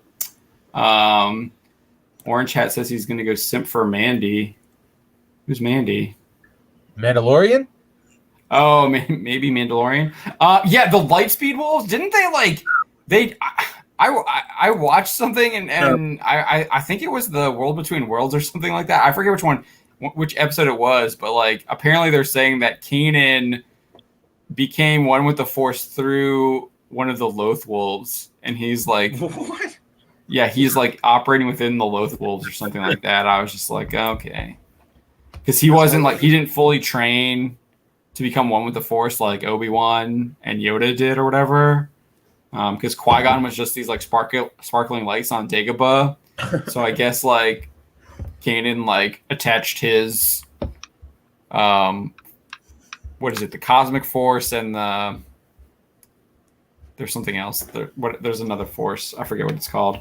It all sounds not complicated at all. Yeah, it was. Yeah. It was weird. I was like, okay, but yeah, can you blow it up a little bit? Yep. Yeah, it was one of those things that you have to be high to Yeah. read. Or watch? Pretty much. That's Filoni, right? Right. Clone Rebels is all Filoni. So yeah, weekend estimates December 11 to 13, 2020. This is for Wonder Woman 1984. Estimated box office was 6 million. Predicted was 7.5. Yikes. So that's just the whole week, right? Yeah. So like even that's with that's just the weekend. That's just the weekend. That's the weekend. Yeah. Yeah. And that's just domestic, I Nice. think. So that's not including Wonder Woman 1984. It's pretty much like Monster Hunter is obviously a bomb domestically because the Cruise is still making almost as much as it did. I thought they had So here's if you scroll down, Remember to the these international market section. remember There you these go. box office things making like 9 figures? Yeah. That's an opening week. That's an opening weekend. Yeah, now they're making 2 million. Yeah, they're kind of screwed. But yeah, so the big news internationally is the rollout of Wonder Woman 1984 with 38.5 million from 30,221 screens in 32 markets. Top territories were China 18.8, Taiwan with 3.6, Thailand at 2, Brazil 1.7. Yeah, and it keeps going down. Yeah. That's worse than Tenet. It's Tenet had a 53 million in August. And Tenet's opening didn't include China. It's brutal, man. So yeah. I don't think there was any this is the $1 billion movie, right? That's what all the hype people were trying to tell you. That this It's was a the $1 billion blockbuster. movie. I could tell you that movie, it didn't look good. With all those leaks coming out of it, it didn't look good. The spoilers, it didn't look good. You had all that it was an anti-Trump movie coming out with even anti-Trump reviewers saying that it was too much anti-Trump. Yeah. And then you have the absolute Wait, what the hell? What Wonder movie Woman was that? 1984. That's what we're talking about. And then Mark 63366, Wonder Woman 1984, making Cats the preferred CGI masterpiece. Yeah, the Cheetah looks awful. CGI looks absolutely trash. So this is the person that's going to be helming Star Wars, the new era of Star Wars. Oh yeah, she's got Rogue Patty Squadron. Jenkins. Rogue Squad. And she made and it sounds like she made a super woke movie with Wonder Woman 1984 from a lot of the reviews. We'll see when it comes out with HBO Max, what the audience scores really are and how it does here in the States. But it's not looking good. I think here I have let's see if I can get this up. I don't know if I have it up. No, I closed it. But I think let me pull it up here. Box Office Pro has some predictions for. Let's see if they had predictions. Yeah, here's their forecast. So they are forecasting that. Do you want to? If you can pull that one up too, Spencer. If you want to. Which one is this one? Box Office Pro. Here, I'll just link it so you can just grab it. Works for me. Yeah, we're super prepared here, guys. Super prepared. Yes. Can't you tell?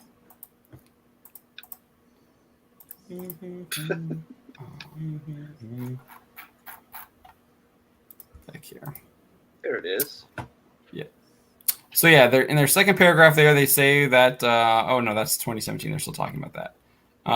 So yeah, Wonder Woman 1984 again, 38.5, 18.19 in China. Nevertheless, it's big. It's the biggest film yet to release during the pandemic. Well, why? That does make sense because Tenet did better, right? Did 58? Isn't that what? the numbers reported. Isn't that after it's run though? Oh, is that the entire run? 58? Yeah, Okay. I think so. Because they have the numbers right there. Yeah, it says internal pre-sales observations are outpacing those of Tenet, which was 9.5. Okay, 9.5. Domestic 3-day weekend. Crudes was 9.7. So those are the two biggest movies so far. The Crudes and Tenet. They had barely 10. They didn't make 10 million opening weekend. And so the short of it, once again, we're in the Wild West of box office projections. There's never been a release like this for a movie that was budgeted, produced, and originally planned for an exclusively theatrical release. So basically, they aren't even giving you they can't even give a prediction. They say 30% of their bookings to Wonder Woman 1984. That's on par with the percentage allocated to the Crude sequel over Thanksgiving weekend. So still, any box office numbers will be a far cry short of what we traditionally see. Obviously, that was once a leading candidate to become the year's biggest box office hit. See, look, they're even saying it could have been 1 billion. Could have been. I don't think so. But yeah, they don't even give you a prediction. What's the point of this? I think if everything was still operating as normal, it probably would have hit that. I don't think so. I think it might have had a big opening weekend and then teetered off. Once audience reactions came in. Here it is. 3-day weekend, 10 to 15 million. So they actually think it's going to do better than Tenet, do better than Crudes, and their projected domestic total through Sunday. It's still the same, 10 to 15 million. So they even changed their thing. They're not even doing total haul anymore. They used to have total haul on here. If you scroll down, you can see it. Keep going. There's like a chart. There's like a graph. There it is. Ah, there. Pictures. Yeah, so you can see 10 to 15 million there. 3-day weekend forecast for the top one. And they're thinking Cruise is going to do 2 million, which is kind of what it did in Thanksgiving. So that's interesting. And then Polar Express, Warner Brothers did a reissue of that. That's interesting. Yeah. And Monster Hunter down to like 1.3. So Monster Hunter is like bombing way down. That movie has completely bombed at the box office. I still want to see it. Yeah. Yeah, but you're not going to the movie theaters to see it, are you? I can't go to the movie theaters to see it. Same. Can't go. But yeah, that's what I'm saying. You're not seeing it in the movie theaters, so I don't see this. I don't see these theaters recovering anytime soon, especially with HBO Max coming in and being like, "Hey, you don't need to go to the theaters. Watch it on your super huge TV." I was listening to an ad on the radio today when I was driving to a doctor's appointment for my daughter, and the ad was like, "Come buy our big screen TV. Don't ever go watch a live sport or go to the theater ever again. Just watch it in your home on this huge screen." It's like they've had those kind of ads forever, though. That's what I'm saying, though. Like, they're more relevant now, though. So I've said this before. I don't see theaters recovering anytime soon, especially when you have crazy idiots in California and Illinois and across this country. Forcing those businesses to be closed. Yeah, pretty much with insane regulations. Yep. It'll be interesting to see what AT&T says with how well it does on HBO Max, if they'll tout it, if they'll say like how many subscriptions they got from it, and how many people have seen it. I doubt they'll only say that if it does really well. Of course, just like with Mulan, Disney doesn't. They just kind of shove it aside. They go, "He's here." Oh, that's what it all is too. Like comics are doing this too. I had someone reaching out to me, trying to like find information on comic sales, because obviously we used to cover that in the past. Right. But it's all hidden now. I know. It's really frustrating. Comic-Con is completely useless now because DC Comics doesn't even use Diamond, and they usually get their stuff from Diamond. And then they totally reformatted how they do the sales now. It's all like percentages and stuff for the Marvel even stuff. Comic-Con, like if you read their articles, they're kind of like, this is what we think like by the best available data, but we have no idea. Right. So yeah, this is exactly what they're doing. They're hiding all of the numbers that were easily accessible because they don't want people to see how piss poor this stuff is doing. Instead, you'll have people like Kevin Feige getting up and saying, "Miss Marvel is one of our most popular characters, just like Riri Williams Ironheart." Oh yeah, that's why it was. That's why that show bombed, and that's why the comic bombed after issue 2. And you have to keep creating new ones. Oh, but it does so good in trades. Like, no, it doesn't. It doesn't. It's not it's not even high up on Amazon. But nevertheless, and I mean, Patty Jenkins admits this. Antonio Sabato Jr. has recently come out and said it as well from the other end. It's all about agenda, and that's why you're going to see a book like Naomi, which literally on its 5th She's issue, on the Justice League now. Oh, really? Okay, Yep. wow. The 5th issue of that book only shipped a little over 5,000 copies. A little over 5,000 copies. Where's No my new one Warriors, Marvel? Cares about that character, but it's getting a CW show from Ava DuVernay, however you say her name. Hey, Riri's getting the show too. Yeah, that's what I'm saying. Just mentioned That's it. what he's saying. Yeah. Someone, this was really funny. I think someone in our Facebook group was saying, like, it's ironic that you did a story about someone stealing Iron Man's tech and then mentioned Riri Williams in the story. She's the one who steals it and sells it to Justin Hammer. That'd be awesome. It's not the Spy Master. It's really Riri. She's the villain. Honestly, that redeemed the character. I mean, Yeah, and she'd then she have to actually. be like 5 years old when she did it, though. Can you imagine? Whatever. if they She's already the bestest ever. Dude, can you imagine if they did a story like that where she's actually like a thief and then they have to like rehab her and then she becomes a hero? Can you imagine the outrage that The would outrage. Yeah, would that's create? Batwoman season 2. Yeah, pretty much. Which that looks absolutely horrible too. So Really bad. they're literally pushing the same marketing technique that Star Wars did, the Force is for everyone or whatever.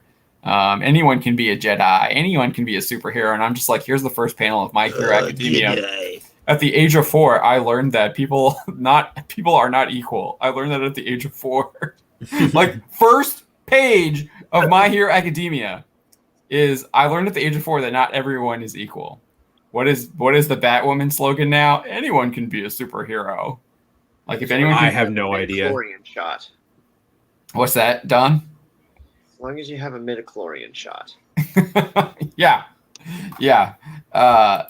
So I mean, it's really hard. Like, I feel like the CW needs to die.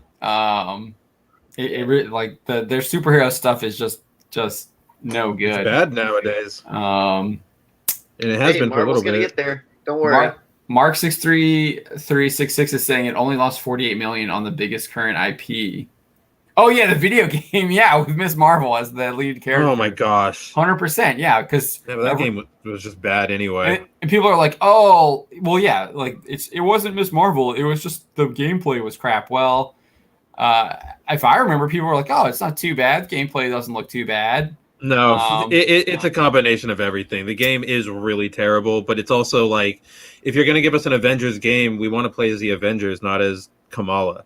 Oh, they tried to hide it too. Remember at E3, it was like, oh, this is Avengers, and here's our Avengers. And then like a week later, they were like, oh, right, here's the main character. It's Miss Marvel. It's It was like, a total what? bait and switch. What? It Total was bait and used switch. car Where's- salesman. It's Iron Man and Captain America. What are you talking about? Get out of here. But yeah, so you're talking about, like, I mean, obviously. Oh, let's talk about this. I saw a story. I haven't pulled it. I didn't we didn't do anything on it. But I saw a headline. Apparently, the She-Hulk show is going to be a 30-minute legal comedy. Single female lawyer. Dude, it's that joke from Futurama. 100% Vernon that joke Shirley? from Futurama. Yeah, here it is. Just pull up any of these articles. She-Hulk. Gotcha. I searched She-Hulk legal comedy. There's a couple. I'm sure This they're is- all. This is the pretty best good. Dana Schwartz. Don't pull up CBR Screen Rant. Of course Pull not. up Slash Film or something like that. CBR. Who am I, Don? Whoa! Okay, I'll move it. That works too. At least they're using the. They're Yeah, using the that's good, why I grabbed it. the There's good, John the Byrne. good images. Yeah, Okay, cool. yeah. So Marvel Studios president Kevin Feige has now revealed several intriguing insights into the upcoming She-Hulk Disney Plus series, giving us a much better idea of what to expect. Feige described the series as a half-hour legal comedy. Out. And something that Marvel Studios has never done before. Maybe it's something they should never do. That the show will take inspiration and stay true to writer-artist John Byrne's 1980s She-Hulk run. But Which that, took all us- that humor was based on like breaking the fourth wall and stuff. Right. Yeah, what the? Yeah. 30 half-hour legal comedy, man. Dana Schwartz is writing comedy. The person who hates South Park and wants it banned. Is writing a comedy It'll show. be a deconstruction of comedy.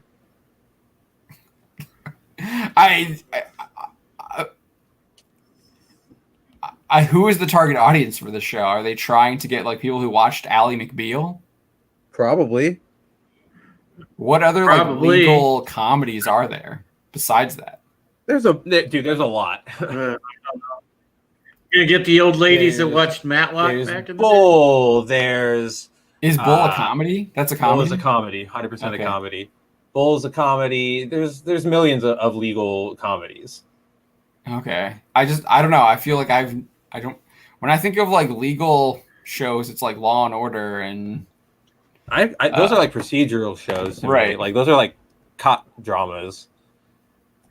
right, but like half the episode is the cops like doing the work, and then the half is them in the courtroom. Yeah, with at least the original Law and Order. SVU is more based on the cops just busting up like horrible criminals. Horrific. It was like crimes. Boston Yeah. Legal, Drop Dead Diva, Night Court. I remember a lot of these shows. Oh, Franklin and Boston Legal. Yeah, Bash. that's Shatner. Yeah. There's a lot of legal TV shows, so it's not out of the ordinary. It's a half-hour though, half-hour legal That's- comedy. That's what all of these are. When is she Yeah. gonna have time to like beat people up? Uh-huh. Yeah, really. I mean, I guess Mando Mandalorian's does it proven. sometimes. Yeah, I was gonna say Mando has the time to do it. Yeah, they have 19-page scripts that they have to extend the fight scenes. Yeah. I don't know. This doesn't sound interesting to me. You just know it's going to be super woke too. Like this is going to be this might be their wokest show aside from Miss Marvel. Probably. But yeah, they definitely have like 3 or 4 woke shows that they're going forward with, which is interesting. So there's a rumor here. Do you want to pull up our X-Men story? Mm-hmm. So I don't know. What does this interest you guys? Half-hour legal drama for She-Hulk? Not from Dana Schwartz. Technically, it's not Dana Schwartz. It is Jessica Gao. She's the showrunner though, but Schwartz is part of the writing team. She's part of the writing team, which gives me some like hope that a lot of her What has ideas she would done? be shut out by a number of other writers in the room. Do you know who that is? Who's Jessica Gao? She wrote Rick and Morty, I believe, or she was one of the writers for Rick and Morty. Let's see. Rick and Morty. Right? Yeah, I know what Rick and Morty is. I've seen some of it. It's not my cup of tea. It's not highbrow. Yeah, I know a lot of people like it. But I enjoy it. I don't enjoy I'll the people approach who it like it, but I cautiously. enjoy it. all right. So this is what's really interesting. So this is another rumor from WDW Pro. He claims that there's an X-Men series in the works, and the reason why is because apparently on Disney Plus, the '90s animated X-Men is extremely popular. Well, Who'd have duh. thunk it? Yeah, who would have thought? It's one of the best shows out there. I was For actually. real. I forgot to say earlier in the show, Netflix has a Wolverine anime show. They just That's put from, it on. 2012 though. It's from 2011, but the Yeah. first episode was pretty good. Yeah, it's fun. The only thing I didn't like was that when Wolverine jumps off the ship at the beginning when he loses Mariko, those guys are in jetpacks. Why they just didn't like dodge him? Because he can't once he's in the air, he can't really move. He's only anime. Yeah, I know. I was just like, Gotta suspend that disbelief. Yeah. I was like, dude, these guys aren't jetpacks. What are they doing? Like, just dodge to the side. He's gonna fall in the water. Rose petals come out of the sky for no reason. It's just. Yeah, I did like the fight scene against. I guess that was Silver Samurai. Yeah. Was really good though in that first episode. I really like that. It's really good. I guess they did a spin-off. There's an actual X-Men anime too. It looks like. Mm-hmm. Yes, on there that's too. One I haven't seen, so I might check that one out. Yeah, not my Star Wars. Yeah, he's asking. I'm not too versed in comics, but did you see that a big shop is dropping DC books from their store? They're only going to carry 12 DC books, something like that. I'm not sure if I did get. Someone did send me that Facebook post. This one store is dropping DC. I think a lot of comic shops have already done that. When they switched to when they left Diamond, I know a lot of shops just were like, I'm not doing that because they liked working with one distributor. They didn't want to deal with 3-4 distributors. So that's not surprising to me. I think we'll have a story up tomorrow about them cutting their line and comic shops cutting them off. So look forward to that tomorrow. So that we'll definitely have that up. Didn't Ethan say that DC was supposedly getting rid of their hardcovers or their paperbacks and stuff? He put out a video like a couple months ago, I think, that DC would be ending periodical sales. Yeah. Physical periodicals, and it would just be primarily digital stuff. But yeah, he did another video today, I think, about them cutting their line, and we'll be covering that too. Yeah, Vidakovich, if you're running a comic shop, you're making money off of the old stuff. You're not making money off the new stuff, or if you are making stuff off of new stuff, yeah. Well, I feel like a lot of the manga sales is like Barnes and Noble and Amazon, because the graphic novels that the MPD group, that's different from what Comic-Con has. But even Comic-Con has like the people are buying the manga from Diamond as well. Mm-hmm. But yeah, if you're gonna sell comics, you need to sell old stuff or stuff like Naomi #6, where she becomes a superhero, and it's just pure speculation to sell when it goes big. I guess that Punchline, the first issue when Punchline appears, is like someone was telling me it's going for like $70 on eBay now. Who cares? But I think the only people who are buying that are like other speculators. Yeah, like, for real. I feel like it's just like a speculator market, but like they're all just buying from each other. Because I'm not like, I guess unless you're like you buy all of DC stuff and you might have missed that one or something, you would want to get. But like that, that's got to account for like a minimal amount of people actually buying it. Yeah. Like it's got to be like trading, like for every like 10 sales of that book, only one of them is going to somebody who actually is not like a speculator. And the reason why the price might be so high is because originally no one actually was buying that book. So there you have that too. Because everyone else burned it. Yeah. But yeah, there's a rumor that she's going to show up in her own TV series. So enjoy that. Like that seems to be the thing. Introduce some character they might catch on, and then try and put them in a TV show or something like that instead of like. It's 100% what it is. Hey, They don't we care have about this the comic market anymore. Oh yeah, or instead of like. market. And again, that just proves it's agenda first. They don't care about profit. That's why you're seeing people like Naomi, Ms. Marvel, Ironheart, rather than like characters that instead of Nova, like we're getting Yeah, getting an where's he Ironheart been? series instead of Nova. Like, Where the heck's he been? yeah, he's like probably. I mean, he's not like an A-list Marvel character, but he's up there. We're getting Eternals before Nova. Like, what? Yeah, I thought. Ugh, Nova, dumb. Wonder Man, Fanastro. Okay, nobody knows Wonder Man. Listen, Man Thing. Hello, Fantastic Nobody- Four. Fantastic Four.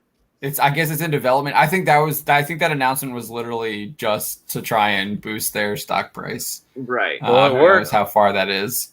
It worked. Yeah, it did. Their investor meeting worked. I don't understand it. I'm like, I do. The stuff they had trailers for, fantastic. But I was already in the bank for that stuff.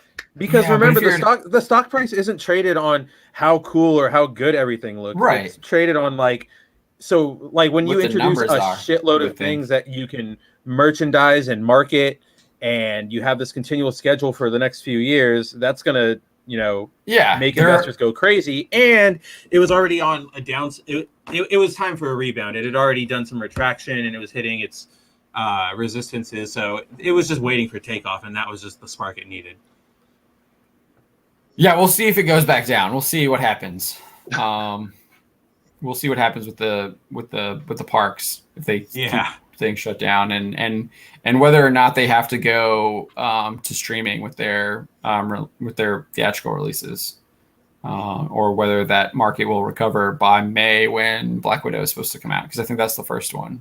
Mm-hmm. Yeah, that is the first one. Same time as Loki, which is. Let me look that up here real quick. Yeah, Loki is May 2021. Black Widow is May 7, 2021.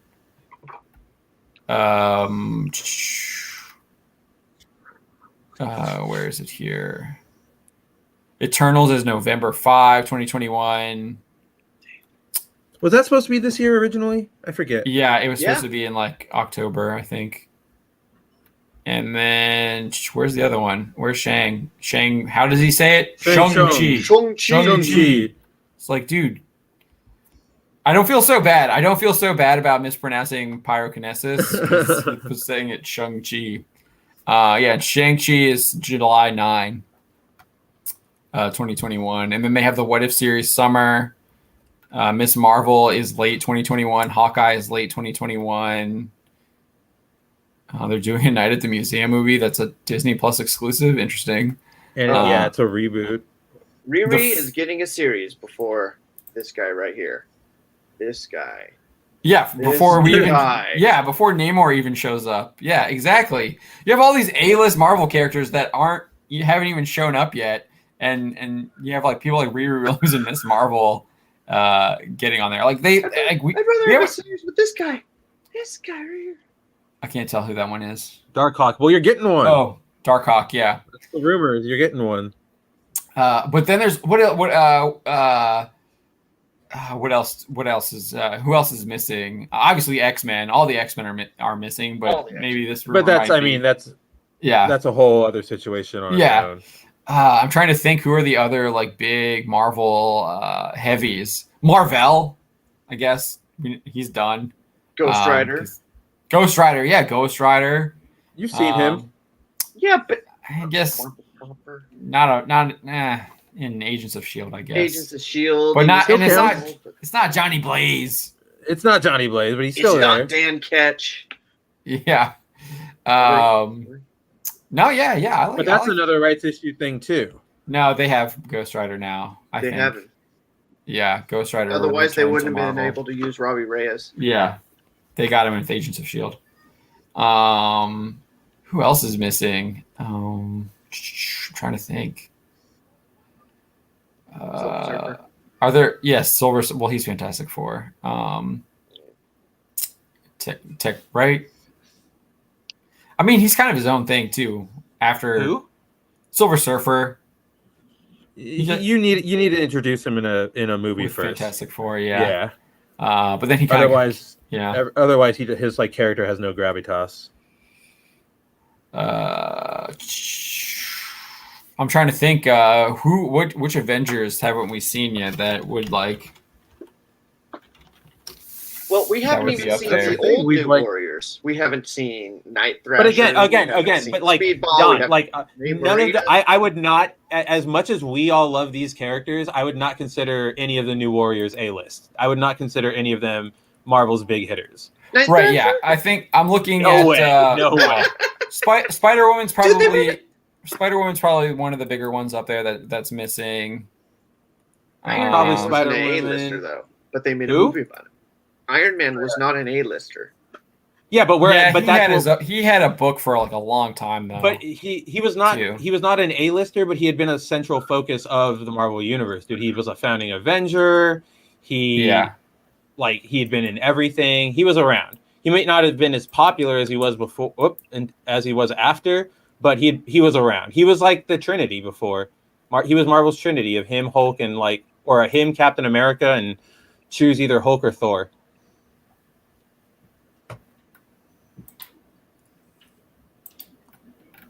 Okay, fine.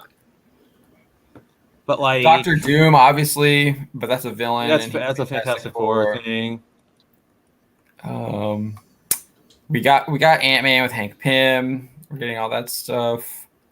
Got Quicksilver and Scarlet Witch. Hercules. Yeah, I'm pretty sure Hercules. He's not an A-lister. He joined the Avengers in Avengers number 45. Yeah, but was he an A-lister? I'm not. No. There's a lot of characters we could throw up there to get things that were temporary Avengers at one point or another. Alpha Flight. Mark 63366 says Snowflame. Yeah, I want to see some Alpha Flight, man. Introduce my guy Sasquatch.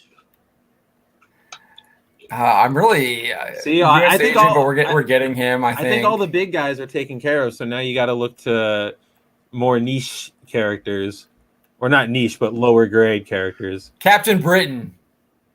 We don't have a Captain Britain. So pretty big, right? I think Sasquatch. I'd say he's a B. Yeah, but he's bigger than Miss Marvel or Riri Williams. Well, yeah, 100%. That's what I'm saying. Yeah, but that's those two are 100% agenda driven, and we know that it's not like a who. Well, we know they're not deserving of a show, but we're trying to figure out who would be deserving of a show. Well, right. That's what I'm saying. Like who hasn't shown up that should be like. I think Captain Britain is up there. Namor, obviously, talked about that. We're getting Shang-Chi. I don't know about Namor. What? Dude, he's cool, but like I don't think he's that popular. And I don't know. I just see no interest in that. I have no interest in that character. I think that's just you. I think That's Namor just is you, dude. massive in the That's Marvel. fine. Is the ultimate I do not think he is as massive as you guys think. He's cool and people know him, but he is not on the level of an A-lister or even the Fantastic Four proper. No, he's not Fantastic Four. I mean, I think he's right below them though. Yeah, he's B-list. I don't know if I would go that far. I think Namor is pretty big. 100% will. Brother Voodoo. I haven't seen him, but I think he's that coming. Was the rumor, Who cares? Like 4 years ago, we'd get him. Blue Marvel. Who cares? That is also a rumor that we're getting him. Have we even seen Rick Jones yet? Was he in the Hulk movie? No! I feel like he had a cameo somewhere, or Okay. he was like mentioned, but He's not pretty for important. real. I know it's kind of disappointing he's not around. He like plays so many roles. Like the guy's like everywhere. Yeah, they just mention him. Dumb. Oh, this is Who's Guardians that Omega now. level guy? Jim.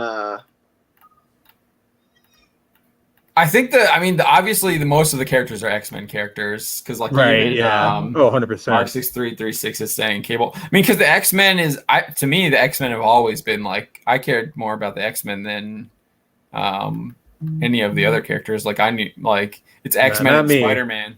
Yeah, X-Men Spider-Man and for me. Spider-Man were like are Marvel and like Avengers was like third tier. Yeah. They crossed over in that episode. I want, yeah. I was a Spider-Man X-Men person when I was growing up, and that was my thing. Oh yeah, that's where they had the animated shows too. I mean, those were huge. All right, so let's get to this. Get back to this X-Men rumor. We're kind of got sidetracked there. But yeah, so the X-Men show might have even a bigger budget than The Mandalorian. Actually, let me go up here. The rumor is that Disney execs were caught off guard with the Disney Plus viewership for the old 90s X-Men animated series. And they're considering developing a live-action series with a huge budget that aims for a similar vibe. And it could get a bigger budget than The Mandalorian. If I remember correctly, didn't you report on the X-Men? I mean, this might have been Phil might have done this back in the day, but didn't the X-Men animated folks have a meeting with Marvel? Yeah, they did. And yeah, Philip wrote that. So we have no idea about if anything came from it. Say that again, Don. They wanted to continue the animated series. Yeah, they wanted to continue, but it might have turned into something more. Yeah, or less, depending on how you look right. at it. We don't. Yeah, because we don't know what happened. But yeah, so let's keep going here. But okay, on that point, the Marvel properties right now that are on Disney Plus, they have a bigger budget than The Mandalorian. Yes. Well, I mean, it was very obvious that Marvel is the key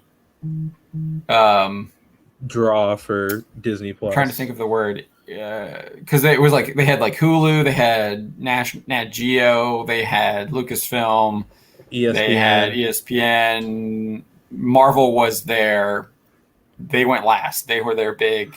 They were their marquee. They're their marquee brand, I guess. They were the closer. Yeah, they were the closer. So it would make sense that they would have a bigger pull. And it just showed. I thought it was the pecking order was very obvious when Lucasfilm was before Nat Geo and like right after Hulu or whatever. But all those shows that like Loki, WandaVision, Falcon and the Winter Soldier, I think they had like budgets. They have movie budgets. They had movie budgets. I think they like explicitly said that too. Way more Feige said that.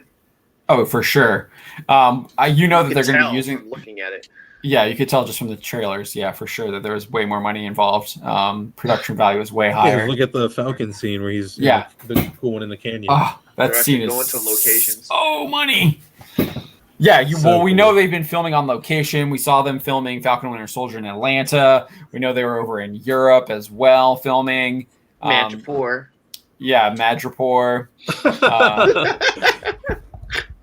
They're filming in Madripoor. That's where Wolverine goes in that first episode. He goes to Madripoor. Aside from Land. Dude, I hope they really do Savage Land. I would love to see the Savage Land. Heck yeah. I mean, if they have Conan in comics, like that would be a perfect place for him. Yeah, Khazar. Yeah, they could bring Khazar. Oh, there's some really cool stories with him. Because he was like their Conan, pretty much. Pretty much, yeah. Aside from going for a similar vibe to the 90s animated X-Men series, WDW Pro did reveal Marvel is planning for the show to have a heavy emphasis on social issues. So that is kind of concerning there. The Scoober didn't have much else to provide, but and like a lot of people, I've seen this argument from a lot of people. Sorry, John, I didn't mean to cut you off, but no worries. a lot of people are saying, a lot of people are saying like, oh, the X-Men have always been about social issues, and while that's true, come on, you got to know that's not what is. It's not going to be what social issues were in Age of Apocalypse. Right. Yeah. Right. It's going to be like social Dark issues Phoenix. these days. What social issues were in that? No, I mean like that Dark Phoenix saga. Not the film. Kidnapping Kitty Pryde. The characters, like when they originated, we all know that they were stand-ins for like. Movement and stuff. So people are going to be saying, "Oh, it's just going to be normal lessons like that," and it's like, no, it's not. It's going to be super. It's going to beating you with a woke hammer. Yeah, exactly. No, it was a social issue. Yes, Wokeneer. It was a concerted effort of how to approach addressing that social issue. You had one side which was aggressive, which was attacking, which was on the was on the move against humanity, which was the Magneto side. Yes. And then you had the side that wished to coexist peacefully, to dialogue, to communicate with humanity, and to have humanity understand the condition they were in. That was the Xavier side. And then you had the Hellfire Club that was like, we're going to control all these people. From the background, which is yeah. a completely different thing. But it's like you have these factions, and it wasn't beating your head over with like current media is with social issues. It's like what Star Trek is or was. Right. And there's also plenty of like one of the greatest, I think one of the best X-Men stories out there is God Loves, Man Kills by Claremont. And what happens? Magneto teams up with the X-Men to save Xavier from what's his name and his like Stryker and like Reverend Stryker. Yeah, Reverend Stryker from the what was the group called? The Purifiers. Purifiers. Yeah. Which is why X2 is one of the best X-Men movies out there because it adapts so good. What's that, Don? Even though it doesn't completely take from the comic, and it's almost better because Stryker's like a rogue government bureaucrat. He's like a rogue government bureaucrat, and he's like literally staging false flags against the president to like get his like agenda pushed through. So then he can like mass murder people. Like it's almost worse. It is pretty cool. Like I get that it's not like a direct adaptation, but X2 is really good.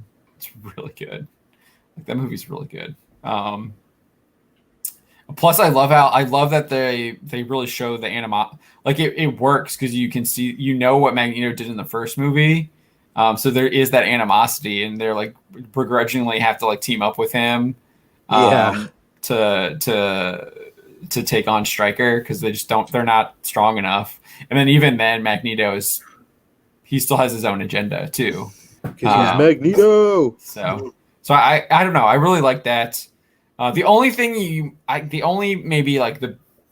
problem is just like to try and say that like Jason was able to like, I mean, I don't know. I think they did a really good job with that to show him that because like Xavier was able to like, why do I have feet? Like, I don't have feet. What's going on here? And then Jason has to like go after him again or whatever. That's probably like the only thing I can kind of be like, No, I was sad for Lady Deathstrike. Yeah. Remember, he pours the thing on her neck, which means she wasn't doing this of her own will. She was being controlled. And then when Logan pumps her full of the adamantium liquid and kills her, essentially killing an unwilling a slave. Yeah. But it's also survival. It's Wolverine. Yeah. Wolverine will kill you if you spook him in a bar. Like if you come up behind him and tap on his shoulder. That's what I'm saying. It's not what? It's not the lesson you want to take away. It's from the comic books, it's like they always get defeated to come back another day and cause more problems for the protagonist in some other comic book arc later. I don't know what you're arguing. Yeah, I don't know. Yeah, I'm not sure what you're saying now with Lady Deathstrike. I felt sad because Lady Deathstrike died and she was hot. Okay. That works. Yeah. Just leave her back. I also liked I mean that movie's so complex because you had like the sub theme with Pyro joining being like joining Magneto's side and thinking that Magneto's side is right. What's your real name? Pavel. That one was just like, holy cow. That when they tried to establish like your human name versus your mutant name.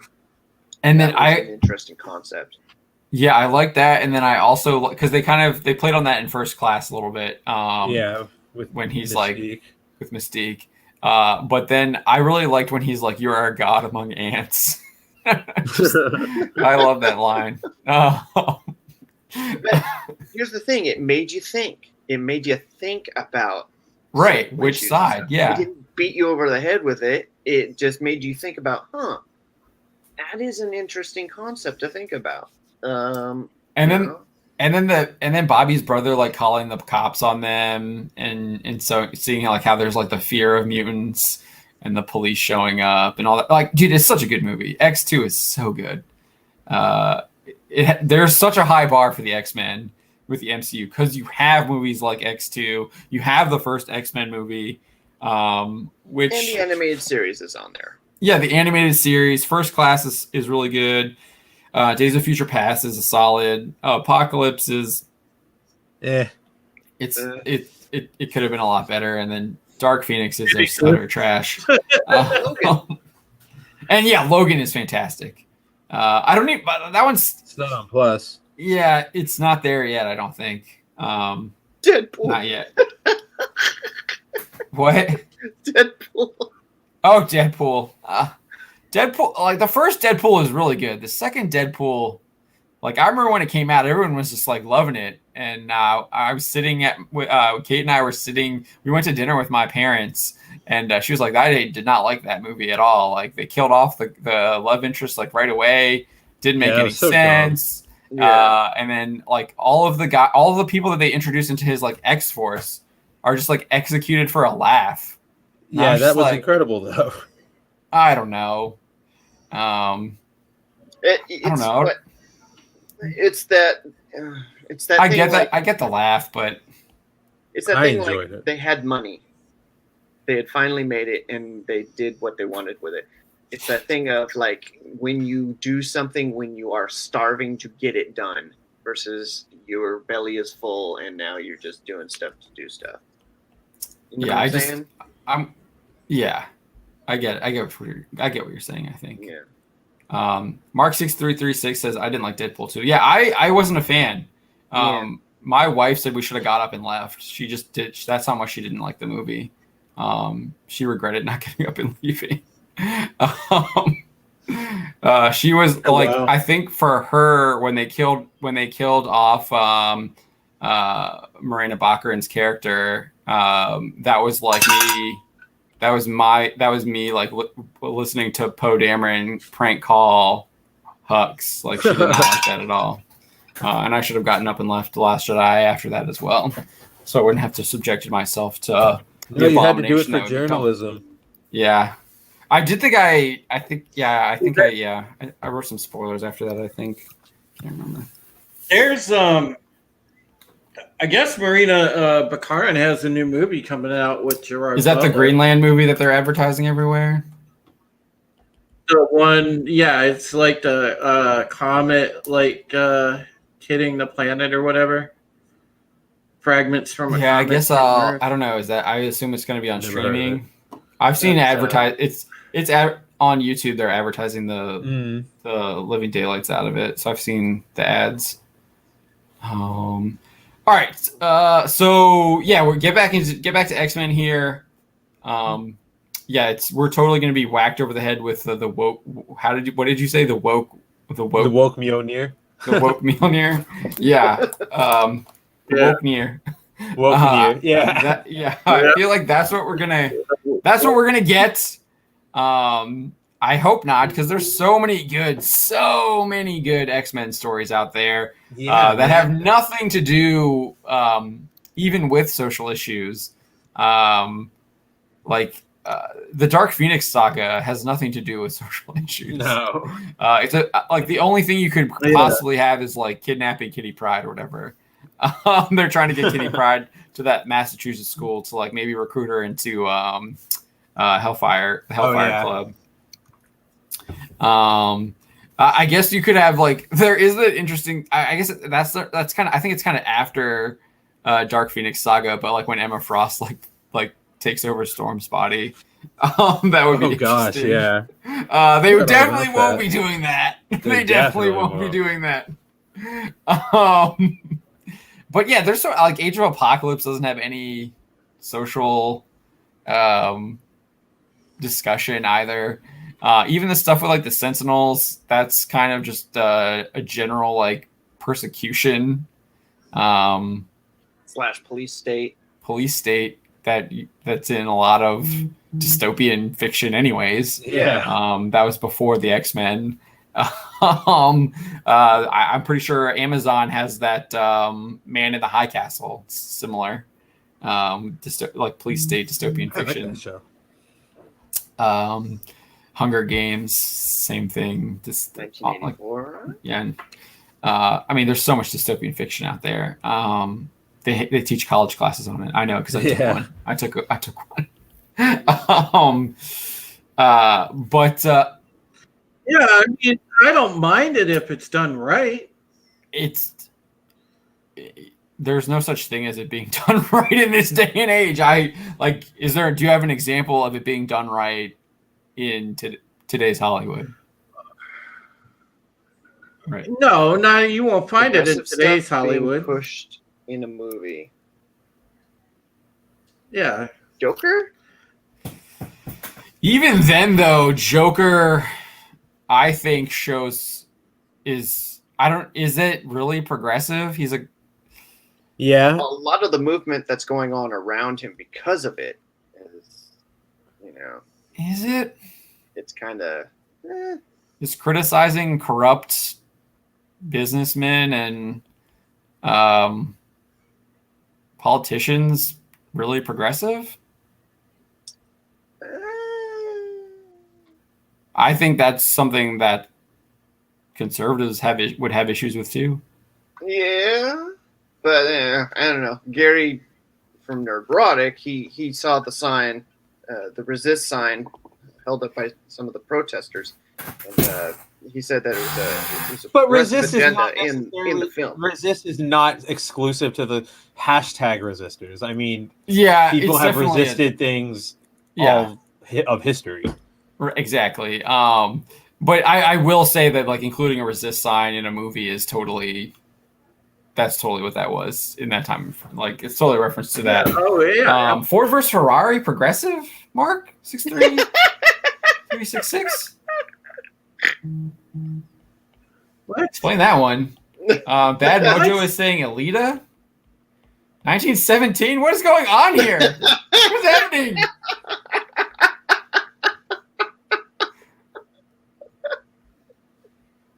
I'm so confused.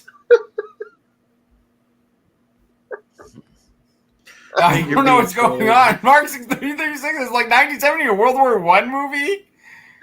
I haven't seen that one. I do. That is like one film that I still need to see. Because I love war movies I love most war movies. So I really do want to see that one. The only thing I can think of is like maybe Fury Road and the subplot with the girls, but even then, I don't even consider that progressive. Wasn't woke. Like, Are you kidding me? It's literally he's sex trafficking those women, and who isn't against that? Like, the follow-up movie might be. But... Yeah. Oh no, Mark, we were asking for movies that have pushed have done social messaging done right, not just movies done right. I mean, I don't know how many of you guys saw it. It doesn't sound like it's your cup of tea of movie, but Moonlight was really good, and that dealt with a lot of social issues. Yeah, I will say the Jackie Robinson movie. 42. 42. Yeah, that was really good. Oh, Chadwick's. Yeah, with Chadwick. Yeah, I really like that. I did not see Moonlight. That was the Brie Larson movie. No, was she in that one? No, she did something like that with what's his name, the with the Creed guy. Carl Weathers? Not Moonlight. Oh, she did some Warner Brothers movie with him. What's Moonlight? Jordan? Yeah, with Michael B. Jordan. She did some movie with Michael B. Jordan. What's Moonlight? I remember hearing about it for the Oscars. That's it. That's what they did. It's just a coming of age tale about a gay guy in the hood in a really bad area of California, or is it Florida? It's one of them. Okay.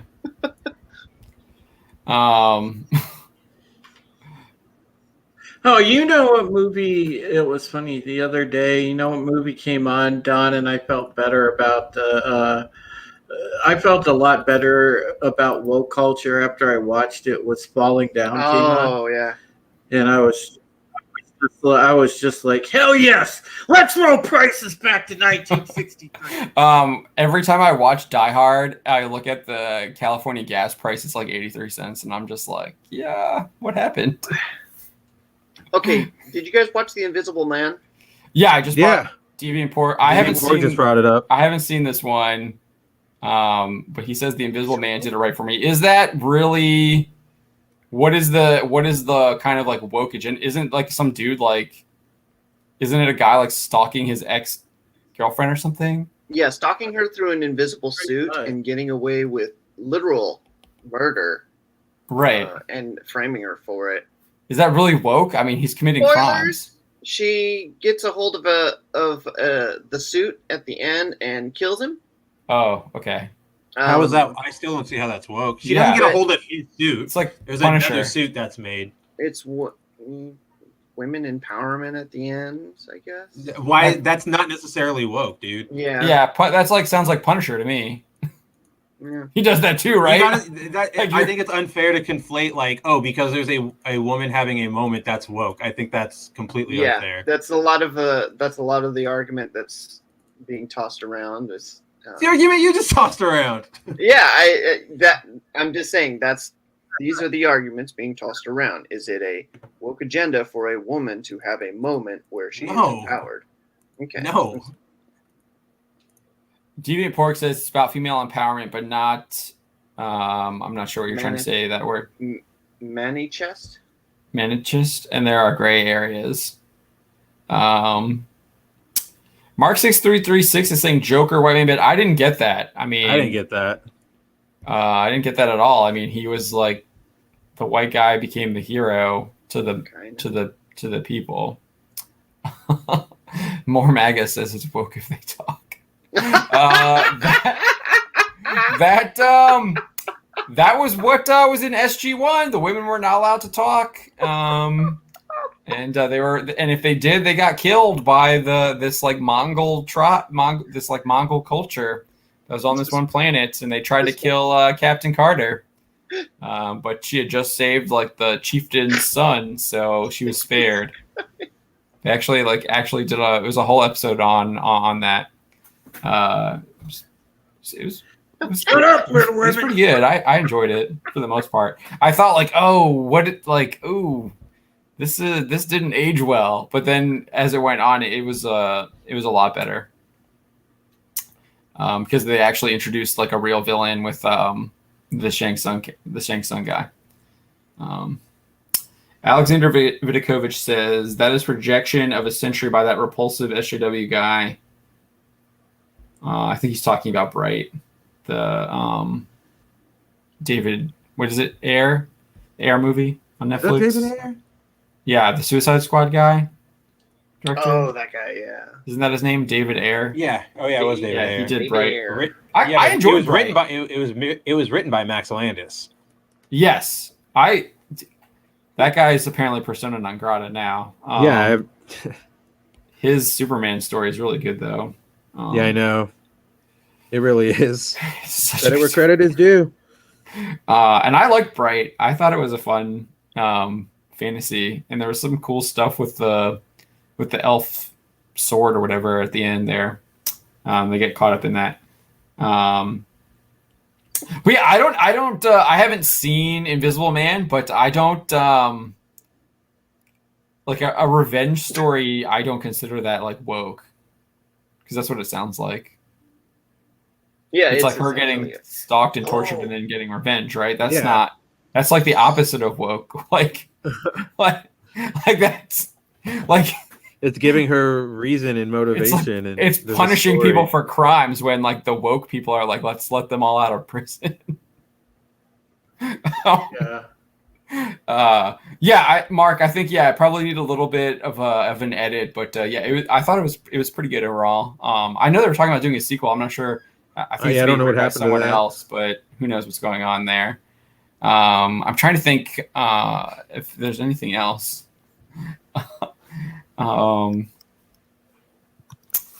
Okay, yeah. Yeah, they're saying Bright. I'll have to watch it again. I enjoyed it for like the popcorn flick that it was. I wasn't expecting like I don't know. I wasn't. Yeah, I wasn't expecting anything life changing. Right, I wasn't expecting Lord of the Rings. Lord of the So Rings. it's like watching yeah. a season of The Mandalorian, is what you're saying.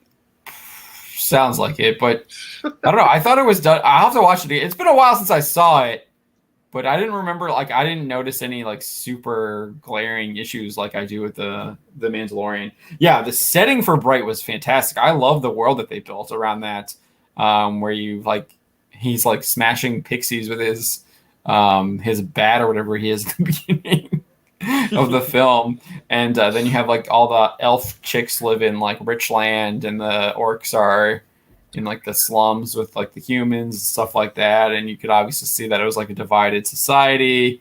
There was like some resentment. There wasn't a lot of trust with the police. Yeah, I thought the setting was really well done. I really liked the setting a lot. And obviously that had some that was obviously some social discussion there. Yeah, pixie fairy lives don't matter. No, they did not. He beat the crap out of that thing. Because I guess it was like stealing from his mailbox or something. I totally don't remember. It's been way too long since I watched that movie. He'd be like, I just remember him beating he just that's all I remember. He gets something, he just beats the crap out of it and just like keeps going and just like smashes it. Yeah, so yeah, I don't know. I don't Joker is there's so much that happens in Joker though. It's just getting back to that one. Like obviously you have the live execution on TV. He's killing the people in the apartment and stuff like that. And he's like beat down and he has his own mental issues. And it's revealed he's like creating his own delusions. And then at the end, it's just like, no, he's totally. No, I mean at the end. Yeah, at the end, at the end is like, was everything that we just saw a delusion?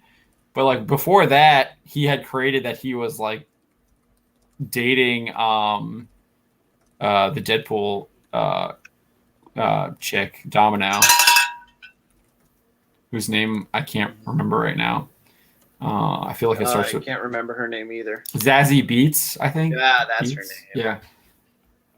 Yeah. So that was like, so there's that. In a heartbeat. Oh yeah. If anything, like the Joker has a huge critique on like entertainment culture. The guy who gets blown away is like a talk show host, who's like mocking who he feels he's mocking him, which he does. Yeah. Deviant Pork's good. The thing with the same thing is with the same things. A well done movie touches social issues. A badly done one. It's woke. Birds of Prey. There's a character they could introduce.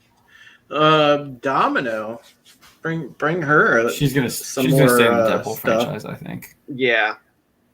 I think that's kind of what I mean. Maybe I might have to think about this a little bit more, but I do think what Deviant Pork is touching on is interesting. I think you can touch on a lot of these themes, but it's like how the movie handles those themes. Yeah, of course. And if they're beating you over the head with a hammer with it, that's most definitely a sign of wokeness. But if it's kind of like leaving stuff up to, like it's making you think and like, well, is this like it? I don't know. It just leaves you thinking. It kind of isn't telling you what is right or what is wrong when it comes to stuff like that. I think is okay. So in Dark Phoenix, there. Jennifer Lawrence gives the line of, "It might as well be called the X-Women for all the work that we're doing around here." Right. Yeah, that's totally woke. That's a woke line. That's a woke line. Beating over your head with it. Yeah, exactly. If a majority of the women are just doing it and getting it done versus like, the men who have been taken out of the game for reasonable, logical reasons, that's like natural. That's not something that you could believe, and it's presented in a believable way. And that's not woke. That's just like they have to pick up the pace now because the guys have been taken out of the equation. That I can accept. And that's not woke. That's like, okay, they have equal share in what's happening. They have to put in equal amount of work. And then it's just bad writing when you have people like Boba Fett just jumping into the light speed so he doesn't have to face off against Luke Skywalker. Sorry. I had to. It was just there. And Mark 63366 points out that it is woke when the agenda comes first in the story. I think that's right on the money as well. I think that's another sign as well. And then so like for me, also like in the world we live in today, I think a movie. So I know we were talking a little bit about this with our Mandalorian review, and you were talking about this, Don, with how you were kind of judging it based off of what happens in the sequel trilogy, or at least like that's part of your process when you're looking at the show. I think when you have something like Captain Marvel that's being so heavily promoted and used as a vehicle for a political agenda, I think that taints the movie too as woke, even in the marketing, even though the movie might not be as woke as what the lead up to is. Like, so like for like Captain Marvel, obviously there's like the gender swaps with Marvel and all that stuff, and like the end scene where she's like says she's kind of like better because she's a female than Yanrog or whatever. So there are like some of those scenes there, but for the most part, it was just like a generic Marvel superhero movie. But what made that movie like super woke to me was the lead up to it and all of the stuff that was being spouted on the marketing point. Yeah, if she didn't say anything for the marketing of it, or she just ran by the numbers and did the things that the Marvel assassins told her to say, then would have been just a by the numbers, paint by the numbers Marvel movie, just like any other. Yeah, I mean it's probably one of the weaker Marvel movies out there. Oh yeah, absolutely. And that's just objectively, it's boring. Yeah, and I mean there's a reason why those directors aren't coming back either. And those directors are totally woke directors because they did the Miss America miniseries on FX that totally just takes a crap on Phyllis Schlafly. Really? In the 70s, yeah. There's a lot of like there's one episode in that show. So I watched this with my wife, and there's one episode where that they have Schlafly debates this lawyer for the women's movement or whatever. And they say that in the show depicts Schlafly as the one who's like unprepared and like caught unaware, when in fact in reality it was the opposite case. She was the one who exposed the lawyer. So yeah, it's just total agenda. They totally just reverse what actually happened in real life. And those are the people that was like Anna Boden or whatever. Someone else, I forget. It's like Anna Boden and Ryan something, but they're gone, and now we have this Nia person, Nia DaCosta, I guess, is doing Captain Marvel 2, and I mean they're putting in an adult Monica Rambeau in that movie, so those rumors that Larson might be sidelined after Captain Marvel 2 could be true. If you're putting your Teyana Paris in there.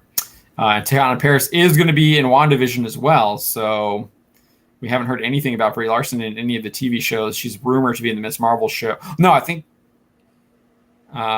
you assume she's rumored there because Feige didn't confirm it, but he did say that Miss Marvel's idol is Captain Marvel, and then that's when in the comic books. Yeah, and that's when he led into Captain Marvel 2. Drop the taco. Anything else you guys want to talk about? Oh yeah, I think we're kind of woke X-Men. woke X-Men. Gosh. Okay, so this cover's really cool. Storm looks badass on there. Right. Not gonna lie. And then Wolverine's tattered. Here's He's the got problem. like wings. We've been demons. hearing all these rumors about what they're going to do to the X-Men. We're going to get weird Wolverine after the introduction of Hercules. Oh yeah. So then he I can don't have the know threesome which- with Cyclops and G-Ray. I don't know which version of Iceman we're going to get. The brainwashed one. No, people are going to be like, what? He was dating Rogue. What's going on? You know that's what people are going to do. Yeah. But yeah, if it's going to be based off of what's going on right now with everything, we need to skip this one. The Krakoa stuff. Yeah. I remember like after House of X and Powers of X, we were all like, oh, it's actually like really cool. There's like cool stuff. And now it's just like, this is trash. Oh, what happened? Yeah, what they did is they touched on stuff and they kind of honored stuff that was in the past comic books. And then they just ran with it to, ridiculous conclusions, and it derailed the entire thing. I don't know how much power Hickman has over the overall narrative, but everybody else writing their 2 cents into it completely destroyed the story. I think they tried to go too much too fast, and it needed to be more contained. They spread out way too fast, and those things get out of control. I did do some research for the Emma Frost pinup we did earlier. I think it was yesterday, the Christmas themed one. If you haven't seen it, check it out. I think it's pretty good. I was doing some research on that though, and like I saw there was some like crazy story where like Sebastian Shaw like kills Kitty Pryde by like drowning her, or Kate Pryde or whatever she's going by now. Yeah, she's Elliot not Kitty Pryde anymore. Oh yeah, yeah. But and then like they tried to do the resurrection protocols and they weren't working, and Emma Frost finally figured out why they weren't working, because she has to like phase out of the cocoon or whatever instead of like opening it up. Instead of them opening it, she has to phase out. Did they ever explain like why she wasn't able to like enter the paths? No. Like enter through the portal? There's an inference that it's because of a subset of her powers, which is she's able to interfere with electronical things of that nature. And because Krakoa is kind of like an interface with the planet and with the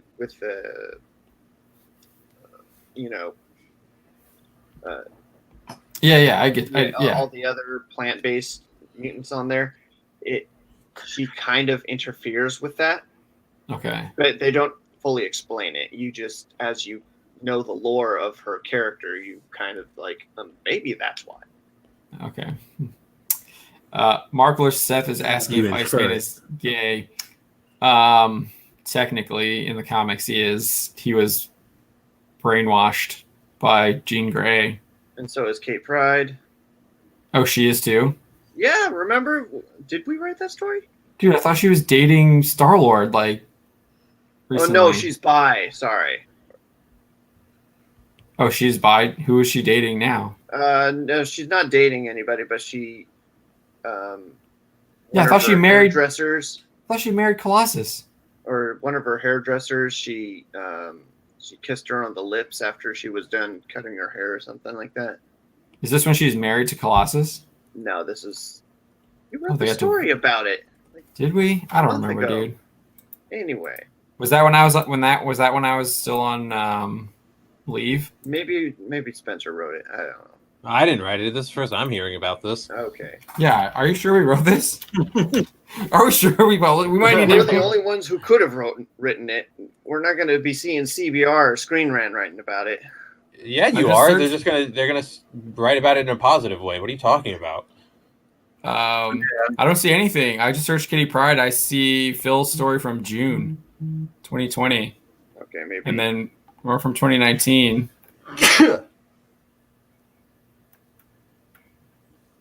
I mean, I did the Star-Lord one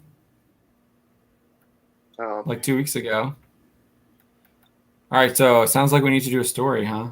Yeah, that's from like September, though. I thought this was common knowledge from you guys. No. Because Dude. now, okay. Oh, yeah, the film, September 10. Marvel finally, this is Screen Rant's headline, Marvel finally, in all caps, confirms X-Men's Kate Pryde is bisexual. Sci-Fi has an article from May 11, why the erasure of queer Kitty Pryde matters. What? Yeah, I don't Yeah. know how that's possible. Dude, wasn't she always like with Colossus? Yeah, she was set to. Yeah, get for married like with a him, right? month. She did get married, didn't okay. she? No, she didn't. Right? They because they did the whole Batcat thing. Oh, She was supposed to get married, but she didn't. And Batcat. instead they married Rogue and Gambit. I think, right? Yeah, I think which that's what is, happened. Like, that should have happened 20 years ago, but that's neither here nor there. And then Phil was, and then they put Rogue on ice or whatever, right? Mark's asking what happened to Phil. Phil stepped away. It's really much all there's to it. I mean, Yeah. we all got work and lives and stuff, so sometimes. We're still on good terms with him. He's still our friend, so Yeah, he Yeah. shows no, up in no the worries, chat. no worries there. Yeah, he shows up in the chat sometimes. See him on Twitter, still talking X-Men. He's a busy So- guy. Yeah, I know he's still running his own website and the car website and stuff like that. So, yeah. Yeah, but. But no, I don't think she did Mark 63366 unless it was after. It was after the Rogue thing, because I know they built up that and she never actually married Colossus. But yeah, it just goes in line with the comic nurse. Sorry, what happened to the real life actors from the X-Men movies? Yeah. Oh, well, the one that showed up in the third X-Men movie, because Shadowcat was in the first one, right? Yeah, With she a has like a different little actor. cameo. Yeah, it was She's running through the The mansion. the mansion. She was hot. I don't know about that one. Teenage Me loved her. What are you talking about? Yeah, 2000, right? Was the first Yeah. 2000? I was like 18. So that was 20 years ago. I was 12, I think. 2000? Yeah, 12. Yeah, sounds about right. All right. Is there anything else that you guys want us to talk about in the chat that we haven't covered yet? Or is there anything else you guys here want to talk about that we haven't talked about yet? Well, I was just going to add in something really quick, like for anybody out there that is playing Cyberpunk right now. They did drop a fix today, so I believe I saw it on YouTube on one of Upper Echelon Gaming's videos, because he was talking about the fact that there was a bug. If you got later in the game, if your save file was above 8 megabytes, the save files were getting corrupted.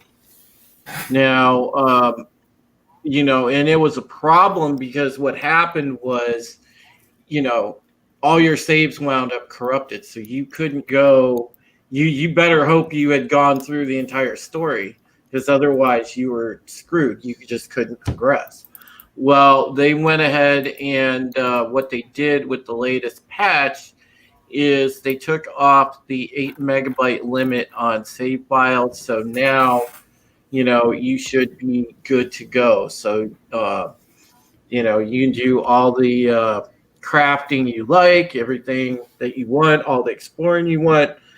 And, you won't have to worry about the save file corruption anymore, and that was a big deal because, like I said, that was a borderline game breaking issue. But they did fix that today. That came out. Matter of fact, Cyberpunk tweeted it out themselves earlier this morning. So that is fixed. So anybody that's playing it right now, mostly PC people out there, you guys should be good to go, especially if you updated your Steam, because it should have downloaded and installed already. I see we have a question from Alexander Vidakovich. Is Bo-Katan going to fight with the Mandalorian? We talked about this a little bit earlier, but Drew's theory is yes.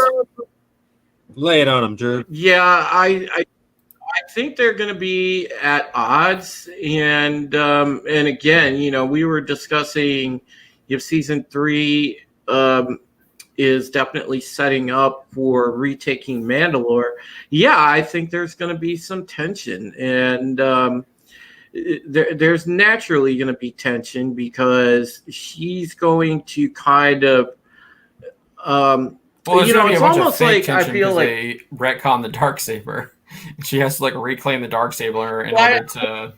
Well, no, it's not necessarily with that, but the dynamic between them both. I think that she trusts him, but she's almost in a way kind of domineering, playing head games with him, and I think that that Din knows that, and there's going to be some natural tension there from that portion of it.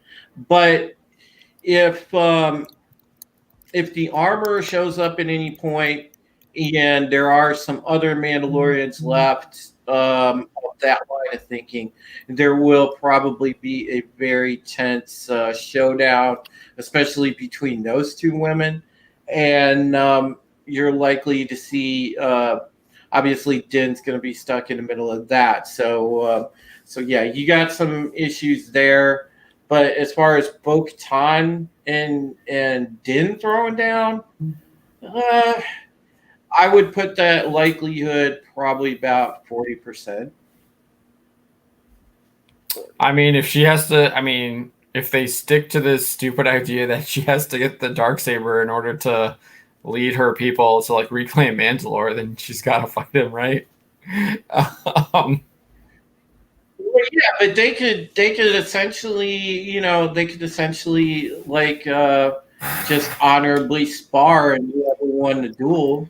One of the arguments that I hear from people, and it was even here on my video where I call it a retcon because that's what it is. They're like, it's about the story. Well, if it's about the story, then she can just make up the story, because literally there's only her, Sasha Banks, Mando, and Moff Gideon in the room, and Sasha Banks seems like she's pretty loyal. So they could just make up the story that she won the Darksaber from Moff Gideon and not Din Djarin, and then she can go and reclaim Mandalore or whatever. Yeah, but if you know anything about Bo-Katan, she's pretty proud, and I don't think she wants to do it that way. So there, like I said, it's going to be interesting. We'll find out. She's so proud she teamed up with the Death Watch.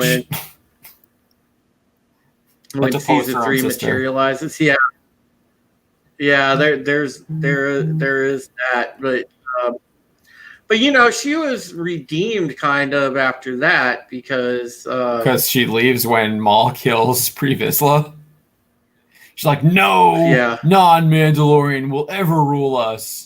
But wait, I thought whoever has the Darksaber needs to rule Mandalore.